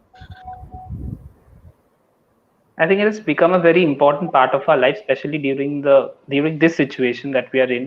And মানে আমরা যখন Facebook করা শুরু করেছিলাম, it was যে আমার Facebook account আছে বা আমার এই সোশ্যাল মিডিয়া সাইটে অ্যাকাউন্ট আছে, it was like that, but it has become a very important part of our life. মানে ক্লাস গ্রুপ রয়েছে, we had it's a part of our identity জন্য আমাদের it's a part of our identity, so it's a very important part of our life, and it is affecting our life to a certain extent as well. কারণ মানে এই thought process গুলো, আমাদের যাই thought process রয়েছে তার মধ্যে আমাদের সোশ্যাল মিডিয়া একটা খুব ইম্পর্টেন্ট রোল সবসময় প্লে করছে এখন। দাঁড়িয়ে। আমি এটার সঙ্গে আমি সিঞ্জিনিদি প্রথমে একদম যে কথাটা বলেছিল যে we are shifting from the real world to the digital world and it's inevitable And also I have something to say about Shinjini বলছিল যে মানে about Elixir, and I know it very well because I've seen and I've been a part of their journey to a certain extent. তো মানে what happens with Elixir is that ওদের out of social media একটা presence খুব মানে কি বলবো খুব মানে একটা প্রেজেন্স রয়েছে যেইটা which is not very true for at least me মানে বা দি আদার পেজেস। তো সেইখানে দাঁড়িয়ে আমাদের ওই লিবার্টিটা অনেক সময় থাকে না যে উই ক্যান মানে যার জন্য আর কি আমরা হয়তো অনেক কিছু করতে পারি না, যেইটা হচ্ছে গিয়ে মানে ওই মানে সোশ্যাল মিডিয়ার ওই মাইন্ডসেটটা বাইরে বেরিয়ে। আর অবভিয়াসলি মানে social media is run by corporate, so it's a very capitalist medium and supposed to be make money for them. Yes, so that's one thing as well. Okay, I have another question. তোমাদের কি মনে হয় social media কি negative or positive নাকি social media is balanced in every aspect? I personally think যে it's what you make out of it. If you use your social media for your work, for your limited amount of interaction, it's fine. Just you dance with it. If you make it your whole world, that's when the problem starts. If you make social media your whole life and everything, that's when the toxicity will get to you. That's what I personally feel. Again, you guys can differ to it. I totally agree with you. You know, it's always what's your perspective about social media. আমি যদি positive ভাবে নিতে চাই পুরোটাই positive ভাবে নেওয়া যায়, balance ভাবে নিতে পারলে তো খুবই ভালো। মানে ডেফিনেটলি সোশ্যাল মিডিয়াতে পজিটিভ নেগেটিভ অ্যাসপেক্ট দুটোই আছে। আইডিয়ালি কিন্তু ওই পুরো আমি সবকিছু সোশ্যাল মিডিয়ার মতন করবো, লাইক যেটা ট্রেন্ড সেটাই করব, আজকে এটা চলছে ইউনো। ওই মাঝে যেটা উঠেছিল কয়েকদিন আগে, I think all of you will again you have seen it, ওই play date video, everyone was posting that. Is it really necessary যে সবাইকে পোস্ট করতে হবে? তা তো নয় না, কোনোদিনই নয়। Again it's a personal opinion, কারোর যদি ভালো লেগে থাকে সে সেটা পোস্ট করছে, সেটা পোস্ট করে যদি খুশি পাচ্ছে দেন গুড, বাট अगेन এটা একটা ব্যালেন্স থাকা খুব ভালো। মানে তুমি যদি পুরোটা the addiction is bad আর কি। Exactly yeah you it's there's a difference between enjoying it every now and then and being addicted to it every day. Like সকালে ঘুম থেকে উঠে রিলিজিয়াসলি ফেসবুকের ওয়ালটা চেক করা বা মেসেজ কে এলো চেক করা, that has become a habit unfortunately for the most of us, and that is something we should cut down on. Okay, next I'll go on to the next question because we don't have much time left. Do you think the judgment done based on the social media likes and comments or rather shares can truly appreciate us? Sahil, could you answer that? See, we actually cannot take these kind of judgments seriously. See, contents that are more relatable to the mass audience gets more amounts of likes, shares and comments, ঠিক আছে? So that doesn't actually makes it one of the best content of the particular genre or something like that. See, we at Kolkata have a lot of content that are actually pretty much good. Last কয়েকদিন আগে আমরা একটা series করেছি, সেটা literally লোকেরা accept করতে পারেনি বা লোকেদের কাছে সেটা পৌঁছায়নি ঠিকভাবে। দ্যাট সিরিজ দেখেইনি হয়তো লোকেদের অব্দি পৌঁছায়নি সত্যি কথা বলতে গেলে। বাট যেখানে আমাদের আরো কিছু রোমান্টিক স্টোরিজ রয়েছে for the audience section from 12 to 18, সেটা ভালোভাবেই চলছে অ্যাট দ্য সেম সাইড। তো হয় না, সত্যি কথা বলতে গেলে লাইকস অ্যান্ড কমেন্টস দিয়ে ট্রুলি অ্যাপ্রিসিয়েশন হয় না। ট্রুলি অ্যাপ্রিসিয়েট যেগুলো হওয়ার ছিল সেগুলো হয়নি। যেগুলো লোকেরা রিলেটেবিলিটি বা এনজয়মেন্টের জন্য এন্টারটেইনমেন্টের বন্ধু পড়ার ছিল সেগুলো লোকেরা পড়েছে, লোকেরা এনজয় করেছে, চেরিশ করেছে, বাট অন্যগুলো হয়নি। তো হ্যাঁ, ডিবেটেবল টপিক এটাও একটা। I too also feel that যে অ্যাকচুয়ালি জেনুইনলি ভালো যে কাজগুলো সেগুলো আননোটিস চলে যায়, অ্যান্ড যেগুলো খুব কমার্শিয়ালি ভায়াবল, খুব let's say if it's for a story, let's say a love story or a romantic tale, if it's for a photograph or an illustration, it's something from a pop culture movie or pop culture something, ওগুলো সবথেকে বেশি like পায় share করে। But একটা আর্টিস্টের original কোনো নিজের কাজ বা নিজের কোনো লেখা সেটা লাইক পায় না, because again they are not accepting of your art form yet, because you are not, let's say, in trend or in vogue yet. So that is the two sides of the coin. মানে তুমি commercial expect করতে গেলে তুমি commercial এক্সপেক্টিভ থাকবে, but তুমি তোমার নিজের style বানাতে বানাতে you create your own voice, and then eventually people will like you. You can't expect likes or share or Takes time. acceptance in one day. Next time. Okay. Yeah, this is, I think, the last question. After that, we'll wrap up. Do you guys think nowadays Insta is growing more than Facebook in a matter of content or pages? Gaurav, what do you think about that? Facebook জায়গায় ইনস্টাগ্রামে গ্রোথটা কি এখন বেশি I হচ্ছে? think it's a better. I think it's a better medium. I think it's a better medium when compared to Facebook. কারণ even ওই হেট comments এর বিষয়টাও না, মানে আমি at least ইনস্টাগ্রামে খুব কম দেখেছি। and ইনস্টাগ্রামে যেটা হয়, when you have a certain number of people following you, তাহলে হয় কি, যেটা সেটা হচ্ছে যে they are there আর কি, যে তাদের কাছে পৌঁছবে, মানে to a certain section of them it will reach to them. ফেসবুকে সেটা হয় না, Positively. মানে drastically they cut down your Reach, মানে কি বলে, reach.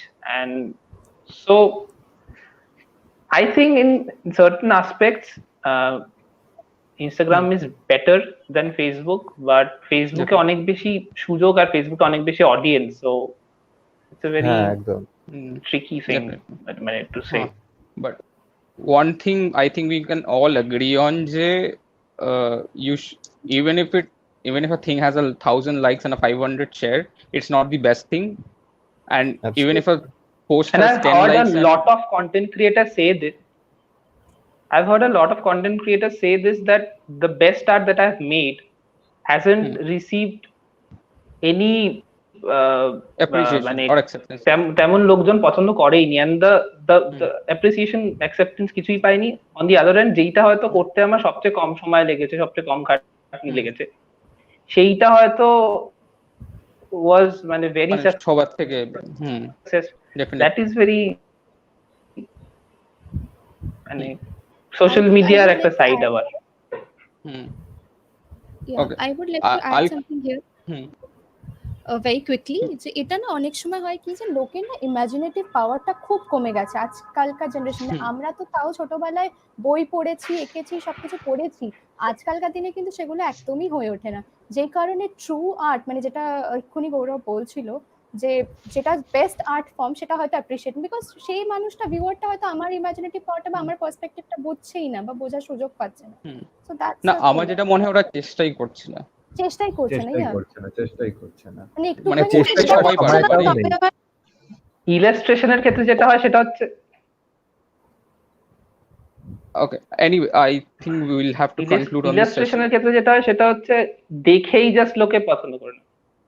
হ্যাঁ, ওটা আর্টের মানে ভিজুয়াল আর্টে এটা একটা অ্যাসপেক্ট, বাট দেখে মানে সেইটা নিয়ে ভাবার ব্যাপারটা নেই। Let's have one concluding statement for everyone, and you have to answer it in a yes or no. Is performing art on social media a cakewalk? Shinjinidhi? No, not at all. Gaurav? Absolutely no. Absolutely no. Akanksha? No, not at all. Sahil? No, not at all. I would agree with everyone else that it's not a cakewalk, definitely not a cakewalk, but it should not stop you from practicing your art. If you have your art, if you have your work, keep working on it. Don't run after the likes and shares. Run after your originality, run after your work. Get appreciation from your close ones, from your friends. If they give you criticism, accept it or work on it, and then go after the likes. If you are settled in yourself, and then the likes won't matter to you. That's what I personally feel. But on that note, I would like to thank Team Elixir Magazine for hosting this amazing session, for getting us all together and talking it out, and also the audience who were there who asked us these questions and gave us insight. So thank you all. Thank you everyone for joining me and the rest of us. Thank you so much. Thank you so much. Thank you. Thanks. Okay. The rest of you who are watching this, don't log out yet. We have an amazing session coming up. Miss Sinjini will talk about it in a bit. Until then, this is me, Shomadipto, taking off. In a minute, we have Nandana Dev Sen joining us on a session called Right Now Forever. She will be in conversation with Professor Kavita Punjabi, who is a professor of Jadavpur University, Department of Comparative Literature. This session is just about remembering and paying our tribute to Nabaneeta Dev Sen, who has been a very important part of Jadavpur University to the teacher as well as the student community. So please join us for the next session.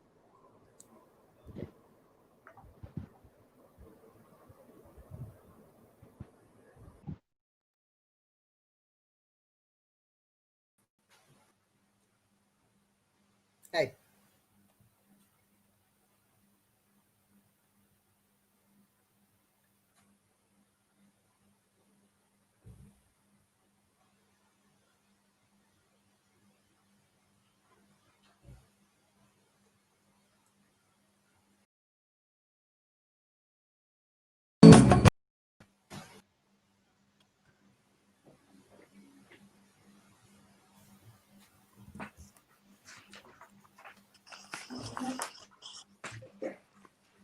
Hi. Hi. Sorry, we are having Good some to see connectivity you. problems here in the countryside. But Okay. can you? It's so nice to see you, Kavita. Hi. I know. Same here. I've been looking Can you forward hear to me? this so much. I can hear you. Can you Yeah. hear me? Yeah. I can hear you. I can't see you terribly well, but I can. I can Oh, hear you and I see you a little bit. Um, okay. I couldn't do it on my computer, so now I'm doing it on my phone. I hope that Okay. we'll manage to make it all work. Okay. As long as you can hear Oh. me, you don't have to see me. That's all right. So shall we start? So are we? Yeah, I think guess. it's I guess. 7, so Are we? let's just start. Oh. Sorry? Aren't we backstage? Aren't we backstage now, or are we We're in the actually show. with No, we're in everybody? the show.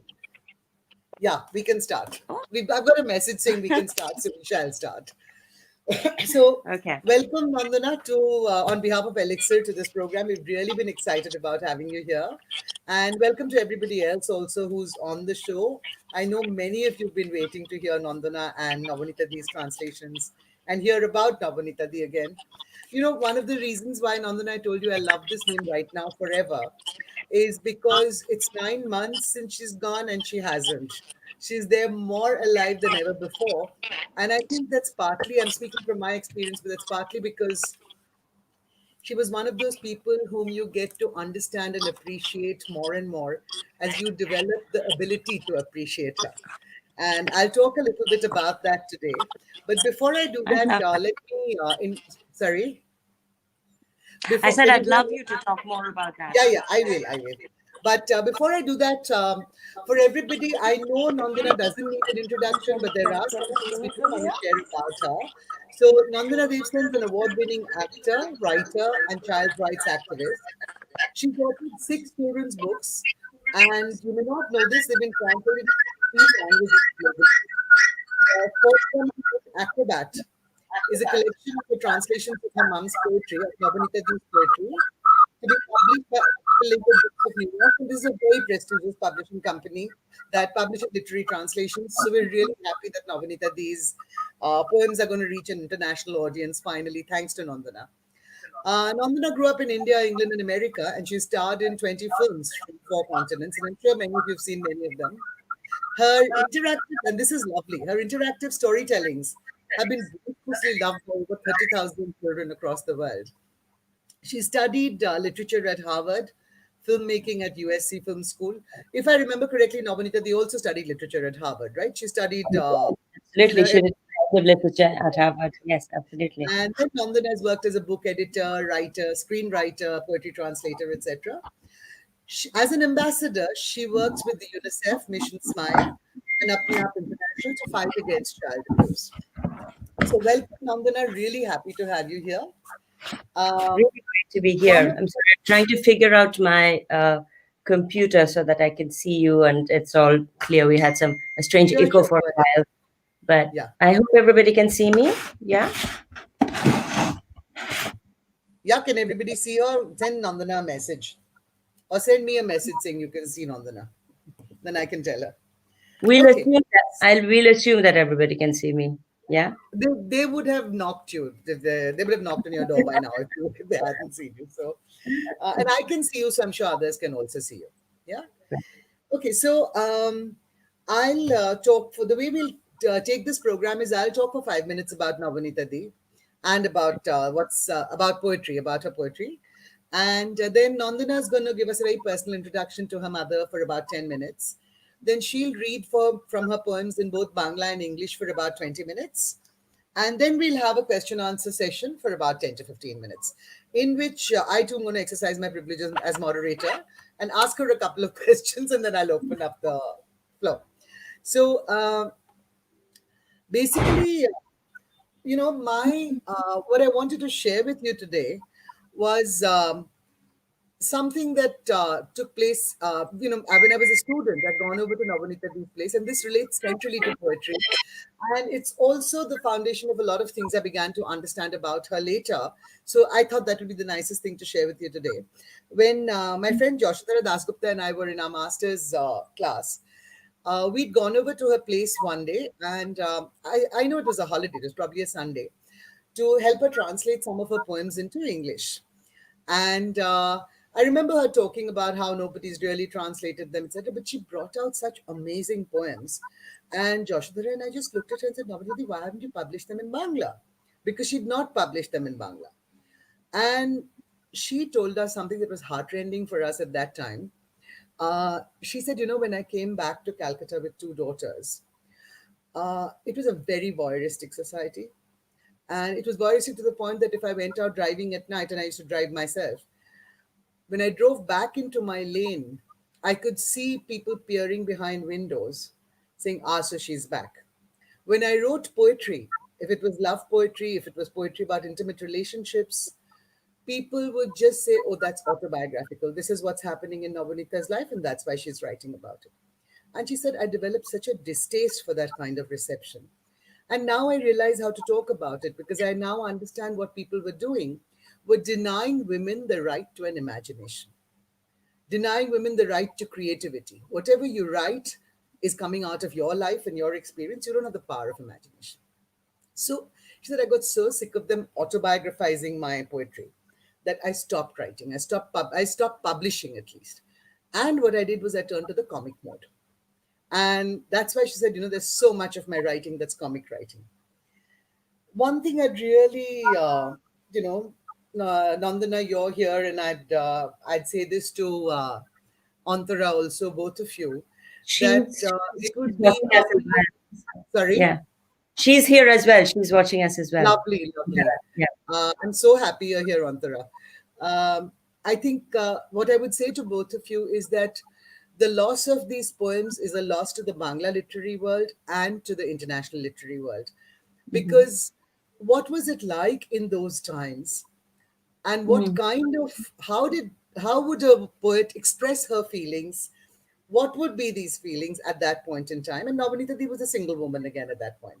So it's historically situated in a particular context, and it's a very, very valuable resource. And we know how beautifully Nabaneeta Dev wrote. So let's dig out those poems also and publish them. Okay. So, this, I also told you that this is going to be the foundation for a lot of what I understood about her later. These were very difficult times, but a choice of comic mode was very interesting, because we know how devastating the comic mode can be in terms of its critique also. And initially I realized this about her, that she's chosen a fun way of dealing with things. But as I went on, I realized that joy became a weapon for Nabaneeta. And I'm going to talk about 2-3 ways in which I realized this. Because, see, on the one hand, she's turned to the comic mode. And she's poking everybody around her joyously in fun, but she's communicating her critiques. Then she herself experienced what the marginalization of women writers means. And obviously not everybody becomes Nabaneeta Dev Sen. So she was very, very sensitive about a whole lot of women writers around her who did not have the kind of success she did, who were not accepted. What they wrote about was not considered valid in literary ways. And what did she do? There was a lot of anger in her, but what did she do with that anger? Brought together a group of women writers called Shoi, and they celebrated women's writing. Again, joy becomes a weapon. And not only that, what did she do? She had some wonderful male friends too, some wonderful writers who were male friends. She extended her love to them, and in her own delightful way, she just roped them in. So you've got these guys also then accepting the women writers in a lot of bonhomie, in a lot of joy. She was also very fiercely against communalism, against casteism, against racism. She She didn't sit was. and write. She was. No, she wasn't. She was. No, she absolutely was. Yeah, yeah. Yes. So there you are. So she was. And basically, she didn't sit and write long diatribes. What did she do? She's got showy. She invites women from the Northeast. She invites Muslim women. She invites Dalit women and gives them a place of honor in showy, in the poetry reading sessions, in the meetings. And then I remember meeting her in once I met her somewhere. And she said, "Listen, you have to come to Shoei this time. We've got these amazing women coming in from the Northeast and from so and so place, and you just have to be there." And of course, I was there at that point. So again, what she was doing was she was celebrating these writers, giving them a place of honor, and it was all being done in joy. And the last thing I want to talk about, which is completely after my own heart also, is her adventurous spirit. She had an incredible love of adventure and travel. And in those, I mean, today we don't think anything about a single women getting out and taking their knapsacks on their backs and going off to Leh, Ladakh, or Timbuktu, wherever. It's easy, it's done, it's acceptable. But in those days in Bengal, when she was here, single women did not go traveling alone. It was unheard of. They either went with families or they went with escorts. And what did Nabaneeta do? She threw all caution to the winds. She began packing her way off, not just to Europe and America, but also to unusual places. She wanted to see the China border. She set off for the China border. She wanted to go to Mexico. I remember once she was supposed to go to Mexico, and she was really excited about it. She says, "Jani, Shami ki kotte chahiye?" I said, "What?" She said, "I want to go lie down on my back on a sidewalk in Mexico with a sombrero over my head and just enjoy myself there. And nobody's going to be able to say anything to me. They don't know me there. I'll be persona incognito. And I'll be on the sidewalks of Mexico, lying on there with a sombrero over my head." So when she came back, I asked her, "Did you do that?" And she looked at me suddenly startled. I think she didn't remember she'd shared this desire with me. করেছিলাম, তোর মনে আছে ওটা? But what I'm trying to say here also is that in Rai, she not only went and traveled, she came back and wrote about these travels. And in Yes. doing so, she transformed Bengali culture. It was not just that it became, she not only fed women's wanderlust. I remember a lot of my, adventurous spirit was fed by the Enid Blyton books. But so that's why I could relate, because you begin to understand where your spirit of adventure comes from. And I'm sure, Nabaneeta, these travel writings, etc., would have fed many women's wanderlust. But not only that, she made it acceptable for women to go traveling singly, doubly, multiply on their own. And I mean, you know how Bengalis love traveling, but it became fine for women also to travel alone. So these are the joyous ways in which I think she transformed a lot of our lives. And as I keep saying, I understand more and more what her wisdom was about, what her brilliance was about, and how she could do it with so much joy. I'm really grateful to her for that. And I'm so glad we're here together to pay a tribute to her, Nandana. So over to you.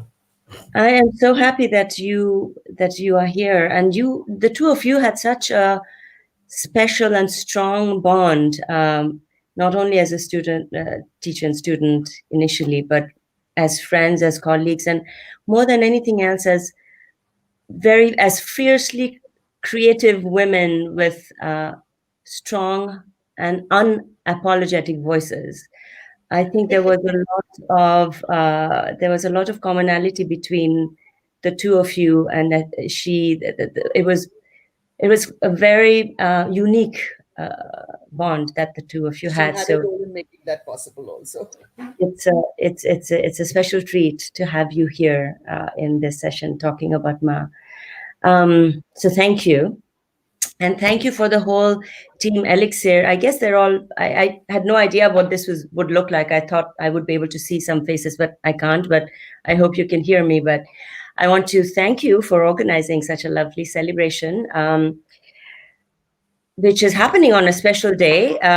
Not only is it the birthday of independent India, but it is also, I'm told, the birthday of Elixir. So happy third birthday to Elixir. Thanks again. And I want to thank all of you who have come here today. You've joined us from around India. Some of you have joined us from across the world. It is so wonderful to have all of you with us celebrating our mother's poetry. Thank you. Now, most of you here know Ma already in some way. Many of you knew her as a teacher and as a friend. And I think most of you, if not all of you, know her through her writing. So I feel you already are quite familiar with what Ma was and with the kind of person Ma was. And just to say, go back to what Kavita was so beautifully talking about, the fact that she was essentially an adventurer at heart. She was also transgressive and transformative. And she was that in everything that she did. She was transgressive and transformative in her personal life, and she was transgressive and transformative in her creative life. And that was something that was an extraordinary legacy, you know, or I should say, yeah, an extraordinary legacy or an extraordinary experience to have as a child from a mother. So I didn't want to tell you more about our mother than you already know, but I just wanted to add to it some of my personal memories of her as a daughter. This is a letter that I started writing to her for her 75th birthday. And I only finished it after she passed away.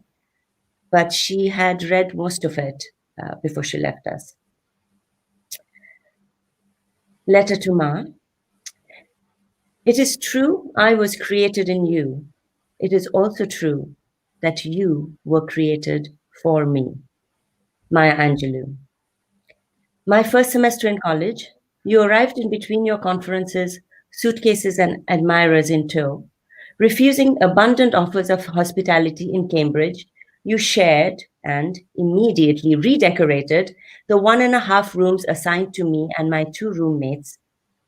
Every morning, you stood in line in our noisy dormitory to claim your 3 minutes of the shower. You preferred the modern steel and glass shower stalls opposite our room to the quieter, more old-fashioned bathroom down the hall.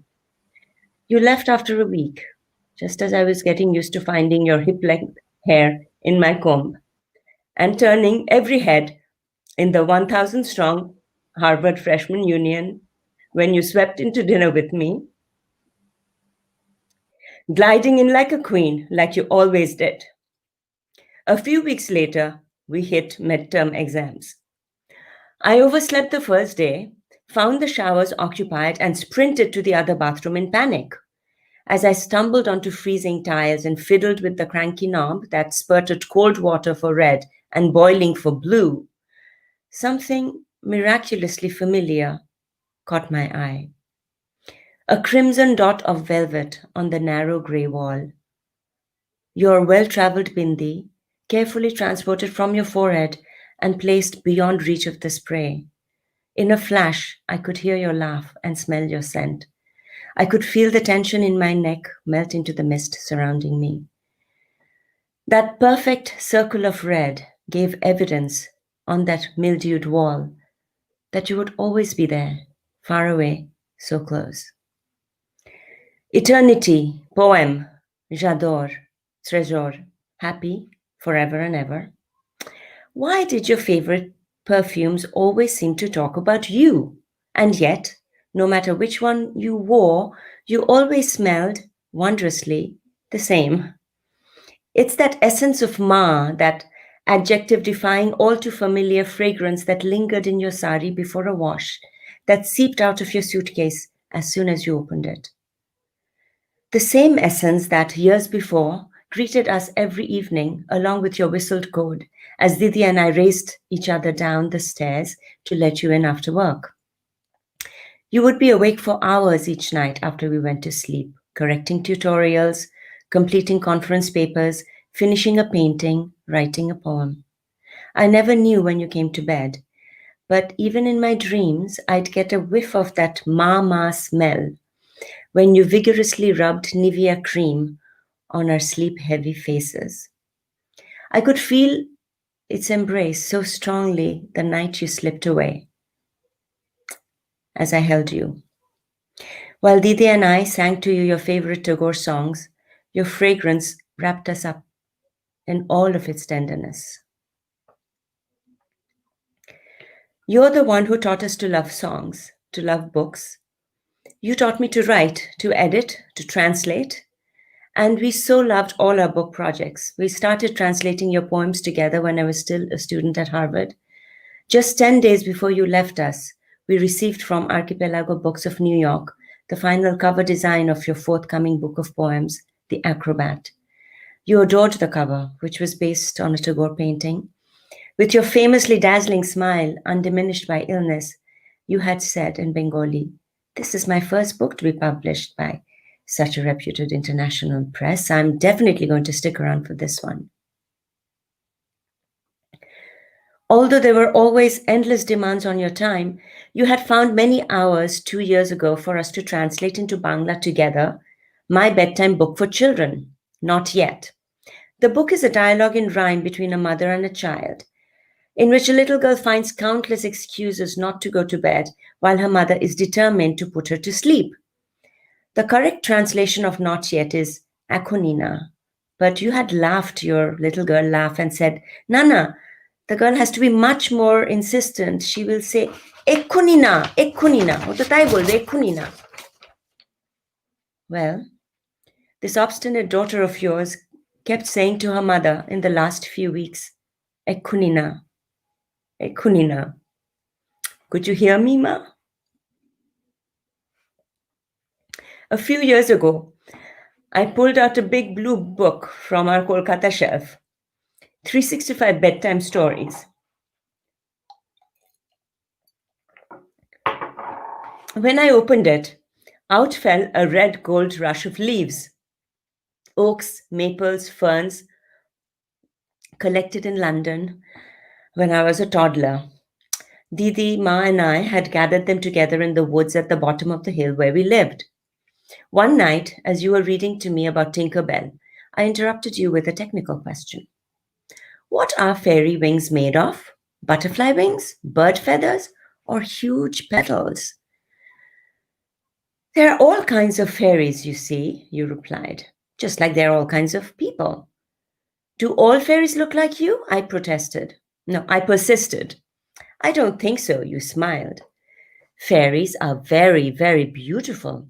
But Ma, I protested, you are the most beautiful person in the whole world.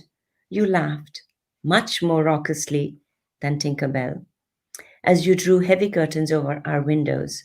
Every little girl believes that about their mother, Tumpush. Well, Ma, I've grown up a bit. My world has grown up a lot. I left home as a child and made beautiful friends who became my family. In my work, I've met many beautiful faces, walked with beautiful figures.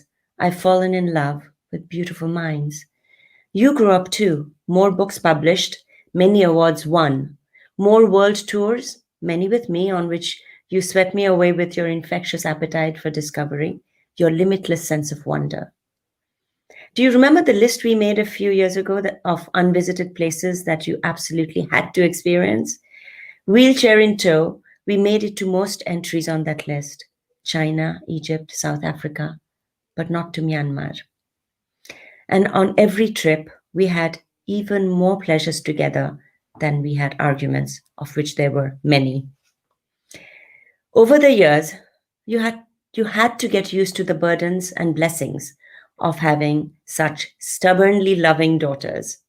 Around your eyes gathered a few more lines celebrating years of full-throated joy. Yes, we fought. I cried when you hadn't understood. I begged you not to nag. I yelled at you when I was upset with another. I watched in panic as tears welled up in your ever-adolescent eyes. But I am as sure today as I was that night in London that even if you had not been my mother, even if that most precious accident of birth had by rights been the beginning of someone else's story, even if I'd met you in any of your other roles as a poet, professor, painter, friend, or a stranger on a tram, you would still be the most beautiful person I could ever have met. At the end of Not Yet, the daughter asks, Ma, did you turn out the light? And the mother says, Yes, my dear. Now, good night.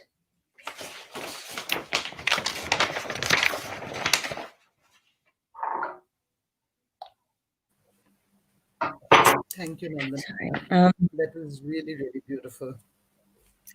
Let's go on. Yes, let me jump right into the poetry.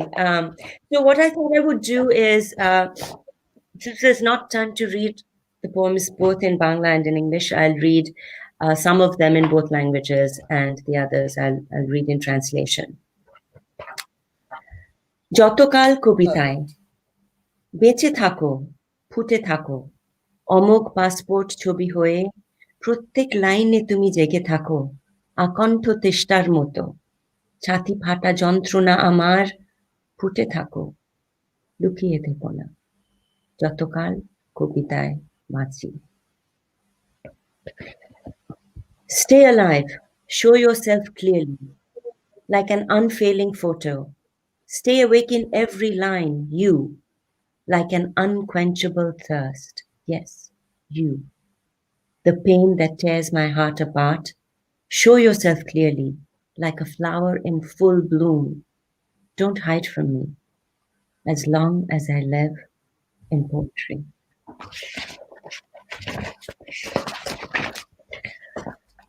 Madari, acrobat. She thought she, sorry, yeah. She thought she, sorry, there's something here. Give me just a second. Okay, right. She thought she knew acrobatics rather well, that she could juggle time with both hands, play with the now right next to the then. She would make both dance, she thought, fist to fist, and she would glide so smooth along the tightrope. She thought she could do absolutely anything at all. Only once in your life will the rope shiver.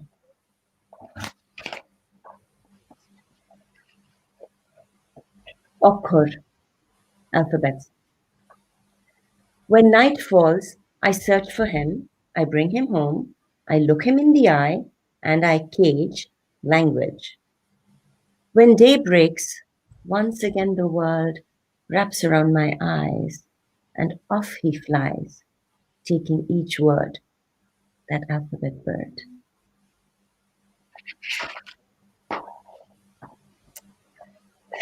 I'm going to read a longer poem now. I wish I could read it in Bangla too, but it is quite long. It's a poem called Batita, the lamp, and it's a poem that my ma had written for Dima on her birthday, not just after her death, but a few years after her death. So here it is. The lamp. Go to sleep now, Ma. It's way past 11. 11? That's not late at all, but you must go to bed. You're teaching tomorrow. Ma sits in her easy chair, thick glasses perched on her thin nose, pale fingers clutching her magnifying glass. The statesman spread out across her lap.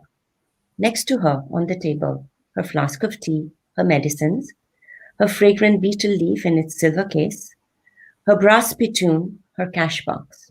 Behind her, on the teapoy, an earthen vase filled with her favorite white tuberoses, and a wicker table lamp weaved in Agartala. Before her, the alarm clock ticking away, her traveling timepiece. As Ma turns the pages of the newspaper, its noisy crackle splinters the quiet night. Closing my book, I come to her. As soon as I step inside, I drown in the deep perfume of those tuberoses. The nurse is dozing in her chair. Ma, please go to sleep now. It's 1:30. 1:30? She scolds. And you're still awake? Don't you have college tomorrow? Swallowing the rebuke, I keep on wheedling. You'll get sick, Ma, if you stay up like this. You must take care of your body. My body? Ma breaks into a laughter that sparkles, like jewelry shimmering from head to toe. How much more sick can it get? And what use is my body, anyway? I go to her one more time before I sleep. It's 2:30, Ma. Do call it a night. Come, let me take you to your bed. Yes, I'm coming. There's only this one tiny bit left. Reading isn't so easy now, you see. It's the gift of these cataracts. With a slight smile, embarrassed, she buries herself again in the printed word. Under the glowing light of the table lamp, with her focus on the magnifying glass, the ticking of the alarm clock fades away. As I walk back to my room, I hear her speaking softly to the nurse. No, my dear, don't turn off the light. Keep that lamp switched on, please. I have just one more page left. Just one more page left. One more paragraph. One more sentence. Give me one more word, dear nurse. Just one more day.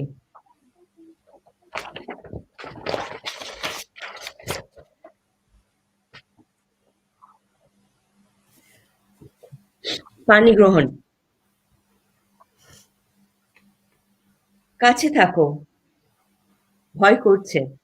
মনে হচ্ছে এই মুহূর্ত বুঝি সত্য নয়। ছুঁয়ে থাকো। শ্মশানে যেমন থাকে দেহ ছুঁয়ে একান্ত স্বজন, এই হাত, এই নাও হাত, এই হাত ছুঁয়ে থাকো যতক্ষণ কাছাকাছি আছো, অস্পৃষ্ট রেখো না। ভয় করে, মনে হয় এই মুহূর্ত বুঝি সত্য নয়। যেমন অসত্য ছিল দীর্ঘ গতকাল, যেমন অসত্য হবে অনন্ত আগামী।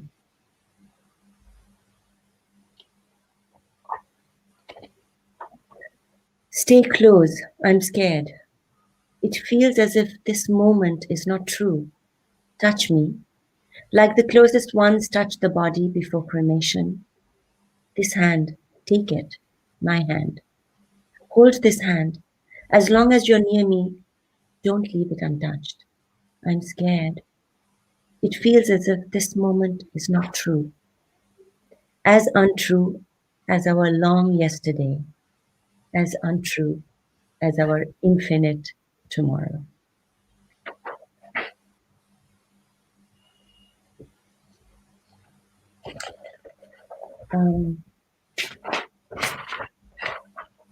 কখনো ভালোবাসা। It comes when called, like a pet cockatoo. It sits on my finger, fluttering. It sways its neck, fluffs its feathers, swings its crest, and recites its practiced lines, uttering every pleasing word. My lily white bird repeats to me all that it's been taught and sings best.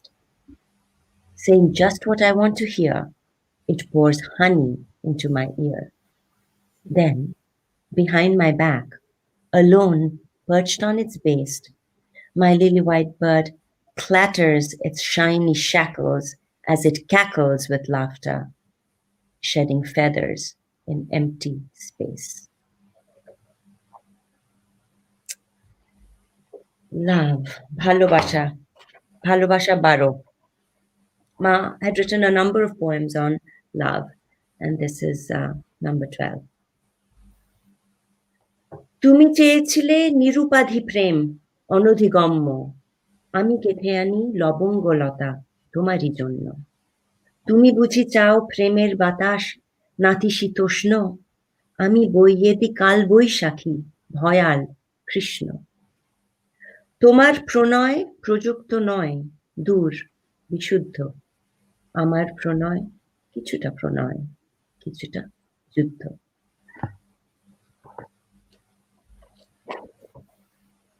You asked for a nameless love out of reach. I wreathed you a wreath of blooms, each to each. You want love's temperate breeze, softly sighing. I blow you a dark thunderstorm, terrifying. Your love is detached, afar, chaste to its core. My love is in part love and in part war. Now, Ma wrote very beautifully about love, but as you said, Kavita, she also wrote extensively and very powerfully about war. She was deeply disturbed by the violence that has been growing in our country, and wrote many poems at various points. The one I'm going to read out now is a poem that my Didi, my sister, Nandana Dev Sen, translated marvelously. It's a poem called Utshab in Bangla, the festival. And this came out in the Little Magazine, which is Antara's magazine for literature and culture. It came out in 2002 in a volume called In Bad Faith. But the poem was actually written about 1992. Those 2 years were very bloody years, as we remember. The moment one man comes out on the street, a stone in his hand, two of us stand up to him with brickbats. The moment a man falls, bloodied, bright-eyed, we lay down 7 more, as bloody. The gentle souls who once rushed to care for the wounded now stand at their balconies cheering. Someone's wife has been taken away in the dead of night. Come, let's drag all the women from their village, stripped naked in broad daylight. Some bastard has gouged out a boy's eye. We'll rip out the eyes of the whole nation. Now we establish a new Rakhi festival. We fixed up a wonderful program for Brothers' Day with a heavy spiked iron ball dangling from an invisible chain. We shall beat our breasts and pierce the 3 worlds every waking moment with the soundless cry of the soul, Ha bhai re, Ho bhai re. Put your ear to the anthill and you shall hear that cry. Again, this poem, Utshab, translated as festival, was translated by my sister Nandana Dev Sen. This poem is also about violence, different kind of violence. If I can find the poem. Yes, the violence between men and women. ধর্ষণ রাতের স্মৃতি পুরুষ ওই দিন সন্ধ্যা রাতে কোকিলের স্বর নারী ওই দিন চন্দ্রহীন রাত্রি দ্বীপ্রহর পুরুষ শালপিয়ালের বনে পরি নেমেছিল নারী সুন্দরী কাঠের বনে ব্যাঘ্র এসেছিল পুরুষ জ্যোৎস্না মাখা বসন্ত বাতাসে নারী রক্তাক্ত উচ্ছিষ্ট পড়ে আছে Take back the night. Man. In the twilight, I could still hear the lark. Woman. The night was moonless, oppressively dark. Man. In the flowering woods, a night fairy walked. Woman. In the Sundarbans, the man-eater stalked. Man. In that fragrant springtime air, woman. Blood-drenched remains lay there.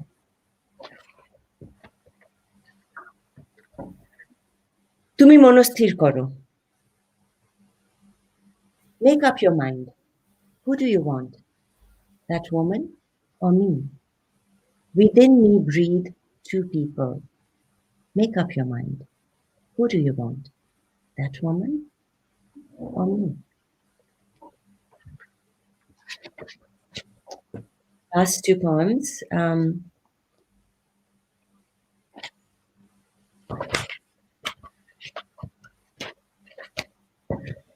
Catch of the day.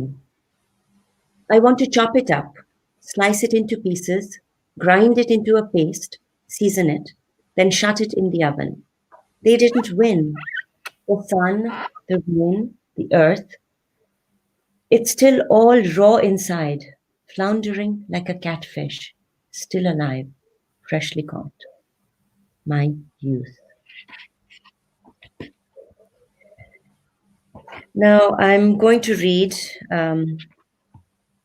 my favorite poem, which is Ekal Chirokal, right now, forever. And this will be the last poem. We can answer some questions after that. Are we doing okay for time, Kavita? Yeah, just about. Okay. Ekal Chirokal. हमको मिटा सकेंगे जमाना में दम नहीं গালেব আমাকে নেবাতে পারে এত শক্তি রাখে না সময় কখনো ভেবো না আমি সময়ের মুখ চেয়ে থাকি সময় আমার সঙ্গে খেলে যাক যুদ্ধ যুদ্ধ খেলা যতই কারুক শাড়ি লজ্জাবস্ত্র ঠিক থাকে বাকি মন্ত্র বলে বেলা হয়ে যাবে সব যা ছিল অবেলা ধর্মযুদ্ধে প্রতিবাদী চিরকাল দাঁড়ায় নির্ভয় যেহেতু সপক্ষে তার ঈশ্বর সাধিত মহাকাল স্বয়ং সারথি হয়ে সব বুহ ভাঙেন উত্তাল যতই দিক না যুদ্ধ খণ্ডকাল হবে পরাজিত এই তো জেনেছি শাস্ত্রে যতটুকু হয়েছে অধীত অখণ্ড কালের পক্ষপাত ধন্য আমি মহাশয় আমাকে রাঙাবে চোখ এত শক্তি রাখে না সময়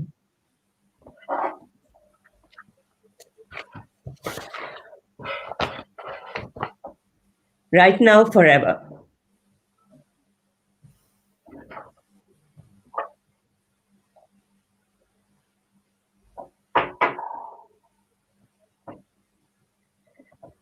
Time has not the power to extinguish me. Time has not the power to extinguish me. Don't think for a moment that I wait upon time. Let time keep playing his absurd battle game. Every time he strips me, I rise clothed without shame. With the force of prayer, of spells magic and divine, all that was untimely will turn auspicious, sublime. In a just war, the rebel stands forever unafraid, for her ally is eternity, who, divinely arrayed, steers her chariot, destroying the enemy line. Thus, a divisive age will be defeated and spurned. Though it brings on great wars, it will lose every time. From all our scriptures, this is the truth I have learned. Know that I am cherished by an undivided, infinite age.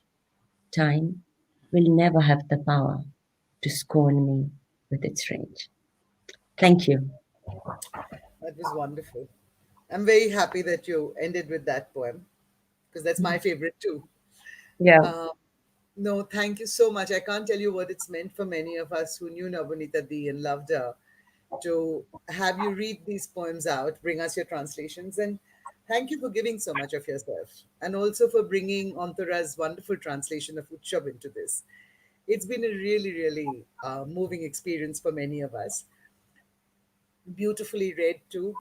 What I really enjoy about your translations is the spark that still remains in them. You know, I mean, you're going across languages, but you manage to, and it's not easy to translate Bangla poems into English. Many of us have tried that. It's not. And it's wonderful the way you retain the spark in the English poems. Or it's a different kind, but it's Nabaneeta Dee in many ways. And I mean, for example, I caged language. Look at the turn of phrase there. It's really beautiful. So we've got 5 questions here, Nandana. So since we've got 5 questions, I've spoken a lot. I'm not going to speak anymore right now. I think let's just go on to the questions. Shall I read them out one by one and then you answer them, or would you read them out? You also have the questions. No, actually, if you can read them out, and I know they were sent to my assistant. What I'll do then, yeah. Great. So, okay. So what I'll do is I won't stick to the order in which we got them because I think there's one question I'd like to end with. So I'll ask you all 5 since I think we do have. Shinjini, could you please message me if we can take this to 8 o'clock, or do you want us to finish 5 minutes earlier? And I'll take the questions accordingly. Let's start with the questions. And Shinjini, I'll wait for your message. Okay, so first question. among all the poems that that you have translated, which is your favorite poem and why? And which one would be Nabaneeta Madam's favorite poem? You know, Didi and I were talking about this earlier, Antara and I. She didn't have one favorite poem, Ma. She had a few that she absolutely loved, that she thought was representative, and she wanted. In fact, this book Acrobat has poems that she selected herself because they were favorites. But you know, she really she had a compulsion to write poetry. She really needed to write poetry. She wrote her first book of poems when she was 20, Prothom Protoy, and those were poems that were written largely when she was a student here at Jadavpur University and even earlier. So, and she started when she was barely more than a child, and she kept writing poetry till the last weeks of her life. So this was her first love, but also her life partner. And the question, it would have been difficult for her to choose one that would be the one, I think. And that's what Antara thinks as well. As far as me, I have, you know, I really love Ekal Chirokal, which I know Antara also really loves. It's one of our favorite poems. We love to read that. The reason why I like that so much is because it's not only is it iconic, not only is it very representative of her voice in every way, it's also it represents all the struggles that she went through in life and fought with incredible strength and confidence, more than anything else, with trust in herself. The fact that there were many challenges that were thrown her way, many adversities, and she believed truly that she could outpower all of them, and she did in her personal life as well as in her professional life. She did that. She was invincible in a way, and this poetry brings out her the way she saw herself and the strength that she had. So the other thing that I love about this poem is the way it's written. It's written in quite a complicated way, both in terms of its meter and its rhyme scheme. It has words that are quite archaic and difficult to translate into a tone that is much more contemporary. She does all of that in this poem and in other poems too, but those are all the intricacies in this poem that I really love. But I also love this series that she wrote when she had my sister, when she became a mother for the first time, the Antara series, which is a stunning set of poems. And right now I find myself, I mean, these were poems I loved when she wrote them. She wrote these poems for my grandmother, about my grandmother, Dimma Radharani Devi, after she died, and including the one that I read. But she had a few others. But those are poems that are achingly beautiful, but also they resonate so much with what I'm feeling now, and I'm sure with what Antara is feeling now as well. So I guess those would be my favorites right now. Thanks, Nandana. The next question is also a very interesting one. It's, in Bangla, Nabaneeta Dev Sen's poetry has a very unique warmth and sense of close interaction. It's as if the narrator is having a cozy conversation with the reader. Was it easy for you, or was it a bit difficult for you to reflect the same kind of conversational tone while translating the poems into English? Recreating that sense of coziness and that is a great question. She had so many different voices in her poetry, though. Not every poem had, whereas in her humorous writing, she had a very consistent voice, that the voice spoke in a certain way, the voice endeared the reader to her in a certain way. There were there was something that was very consistent.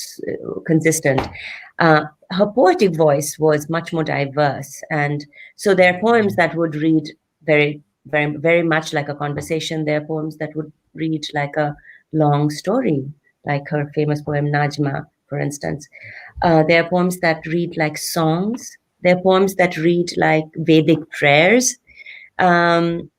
So, and each one brings its own challenge. The conversationality of it is perhaps less, it is challenging, but it's less challenging than some other unique, brilliant traits that Ma has as a poet, which make it harder to translate her work, such as the fact that she keeps making up words. Now, you can make up words quite evocatively and beautifully in Bangla in a way that is very, very hard to do in English. It just becomes clumsy or not possible, right? So there are things like that. Or, as I said, in Ekal Chirokal, the rhyme, she had the language there is very, very, it's a kind of dense language. Some of it is sounds, some of it sounds very classical, some of it is more conversational. And there is a very clear rhyme scheme in there, which I also wanted to follow. So keeping all of those together was perhaps the greater challenge. Mm-hmm. Okay. We've got about 6 minutes left, but there's two interesting questions. There's 3 more, but we won't be able to take all, so I'll take 2 of them.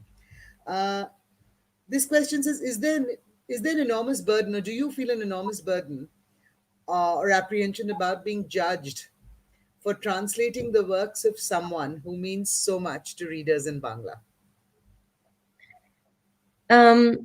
No, I don't feel a burden at all. I feel a responsibility. I know Antara feels a responsibility as well. I think we both feel a responsibility to bring her work to the world and to the widest possible audience.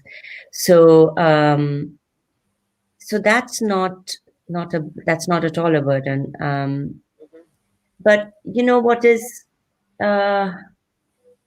it's difficult to it's painful to the burden is not a burden of how am I going to be seen or how am I going to stand up to this. It's not about how I'm to be perceived. The burden is the burden that I think a child feels when you're in mourning and you're working so closely with your mother's work. So I feel it's very difficult for me not to get swept away by sadness when in this process, because every time I do a poem, it feels like she's speaking to me. At the same time, because it feels like she's speaking to me, it also helps me in coping with her loss. So I don't know, that's not that. So I'm not sure how to answer that question. Burden. It's not that there isn't any kind of a burden I feel, but it's not that one. Mm-hmm. Mm-hmm. Yeah. No, I think you handled it very beautifully in terms of a sense of responsibility and then this other kind of feeling. We do have a little more time, so I'll ask. I'm holding the last question for the one that I want to ask last, but there's one more. It's on writing and translating poetry again. Its poetry has its own flavor in each line. Stories may be rephrased, but while translating poetry, what guides you? What's the principle you follow? How do you begin translating? Or do you simply paraphrase it? Which clearly you don't, so I'm not bringing out the last one. Right. Yeah, I follow poetry. It's not just rephrasing as in a story, is what she's saying. No. I mean, I hope I've understood the question correctly, but I think I always try to stay as close to the original as I can, to the point of where she breaks where in the line certain words appear, where in the line the noun and the verb go, because sometimes you can move them around, right? It would work as a sentence, and it perhaps reads more easily if you don't have, to give an example, where in the lamp, I could have said, on the table next to her, her flask of tea, etc. In the teapot behind her. But the way she wrote it, she placed it very clearly. She said, next to pashe, tebile, like that. So even in English, even if there's idiomatically a certain sentence would flow better a certain way, I try first to do it the way she has written it. And most of the times it actually works. Some of the times it absolutely does not, and then you change it. But you're still not paraphrasing it. You're still translating it, and you're not letting anything, you're not saying things differently in your own words. You're trying to say them in her words as much as possible. Sometimes you can't, like, another example is for instance, sometimes I need to change the titles, and one of the poems I read to you is called Madari, which is a lovely title, and that's in fact going to be, that poem in English is the title poem of the book. But in English, acrobatics doesn't sound as powerful a title of a poem as The Acrobat. So I changed that. So sometimes those are, choices that you make to keep that ensure that you're being even more true to the feeling, to the thought, to the spark in the poem. You know what's really interesting? I mean, it must be very difficult to do this because Bangla syntax and English syntax are so completely different. Right. That to try and hold on to the Bangla syntax must be such a challenge. And I also noticed in many places you try and hold on to the rhyme too. Yes. Yeah. So, In every case, I've not done a translation yet of a rhyming poem in which I've given up the rhyme in all of them, because that was very important to her. She loved bringing she saw herself as a poet that loved rhyme, and that loved being able to create emotion through rhyme, and therefore I try to keep that in all her poems that have rhyme. Yeah. Thank you for noticing that. Yeah, there's one last question here. We all have a certain notion of what our mothers stand for to us. Has translating your mother's works ever made you discover her in a way that you did not know her in real life?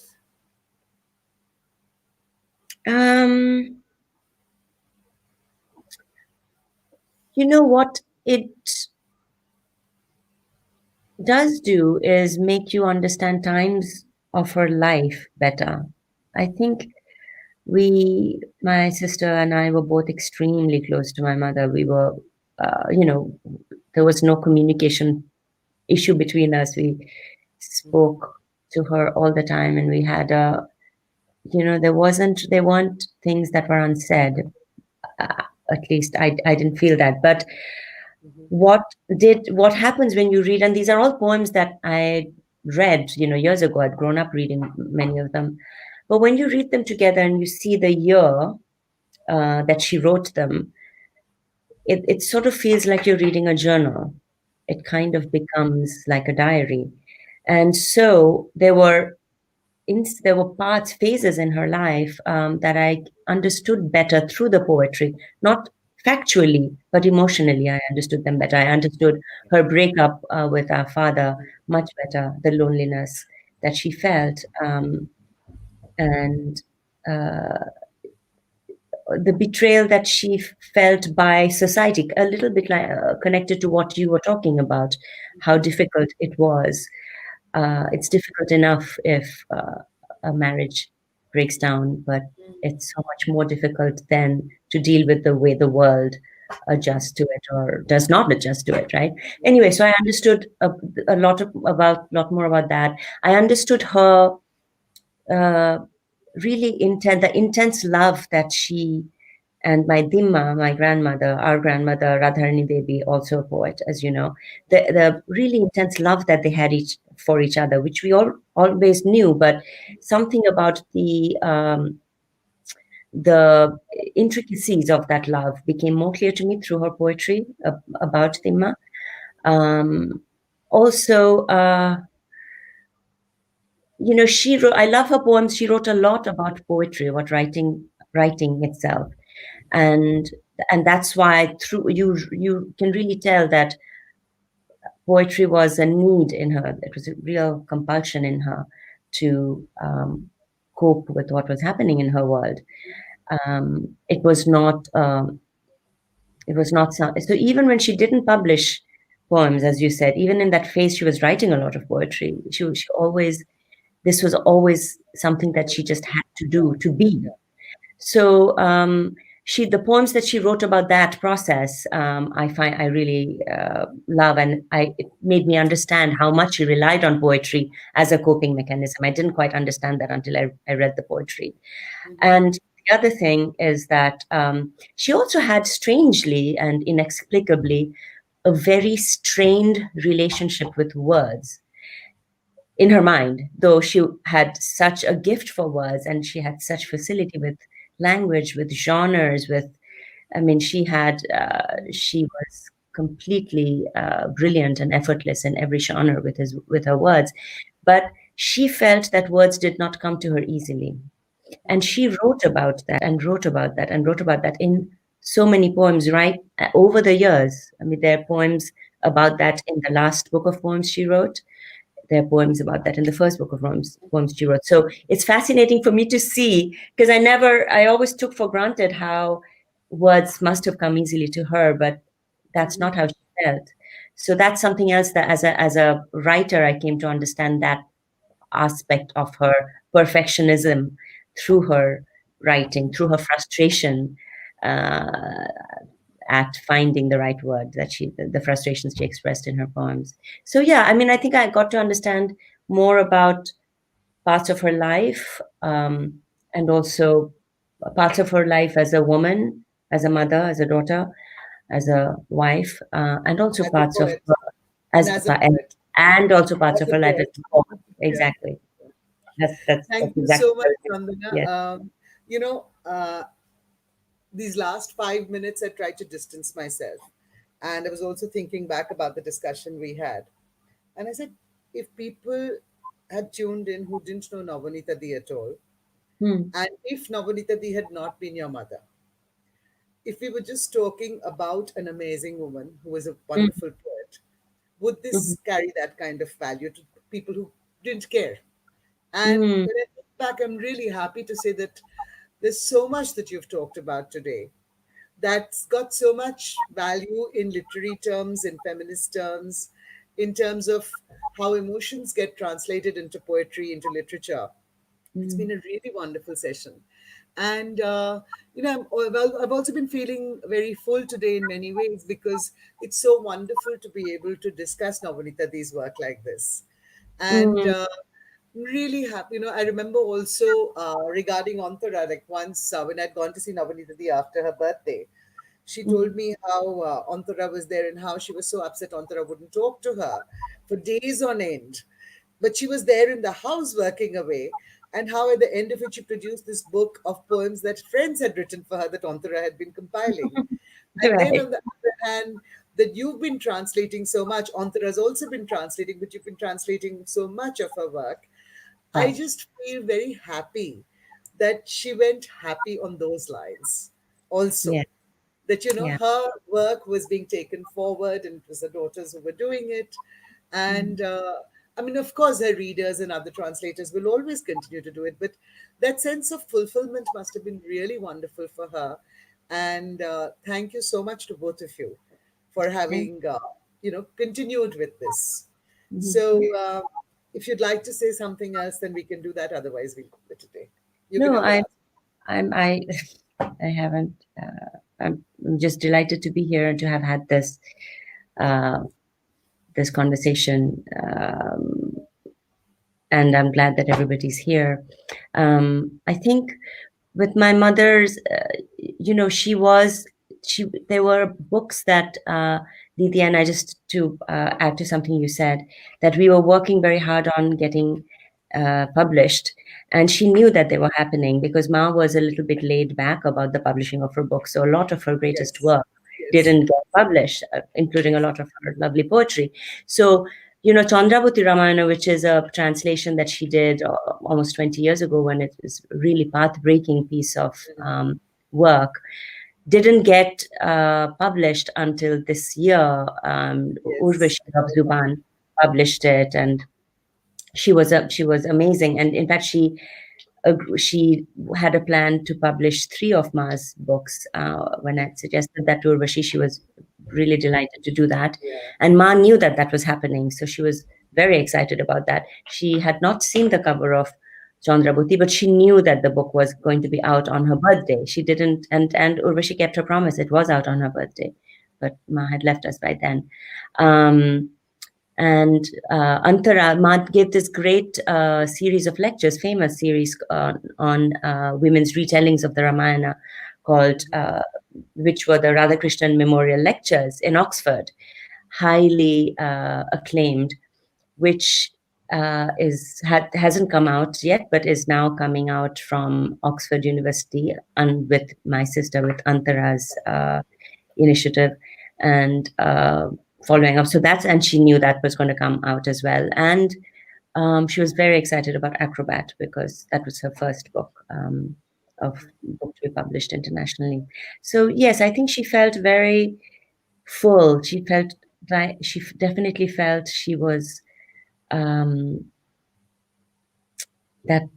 her journey had been a very full one, and one that was being shared with the world.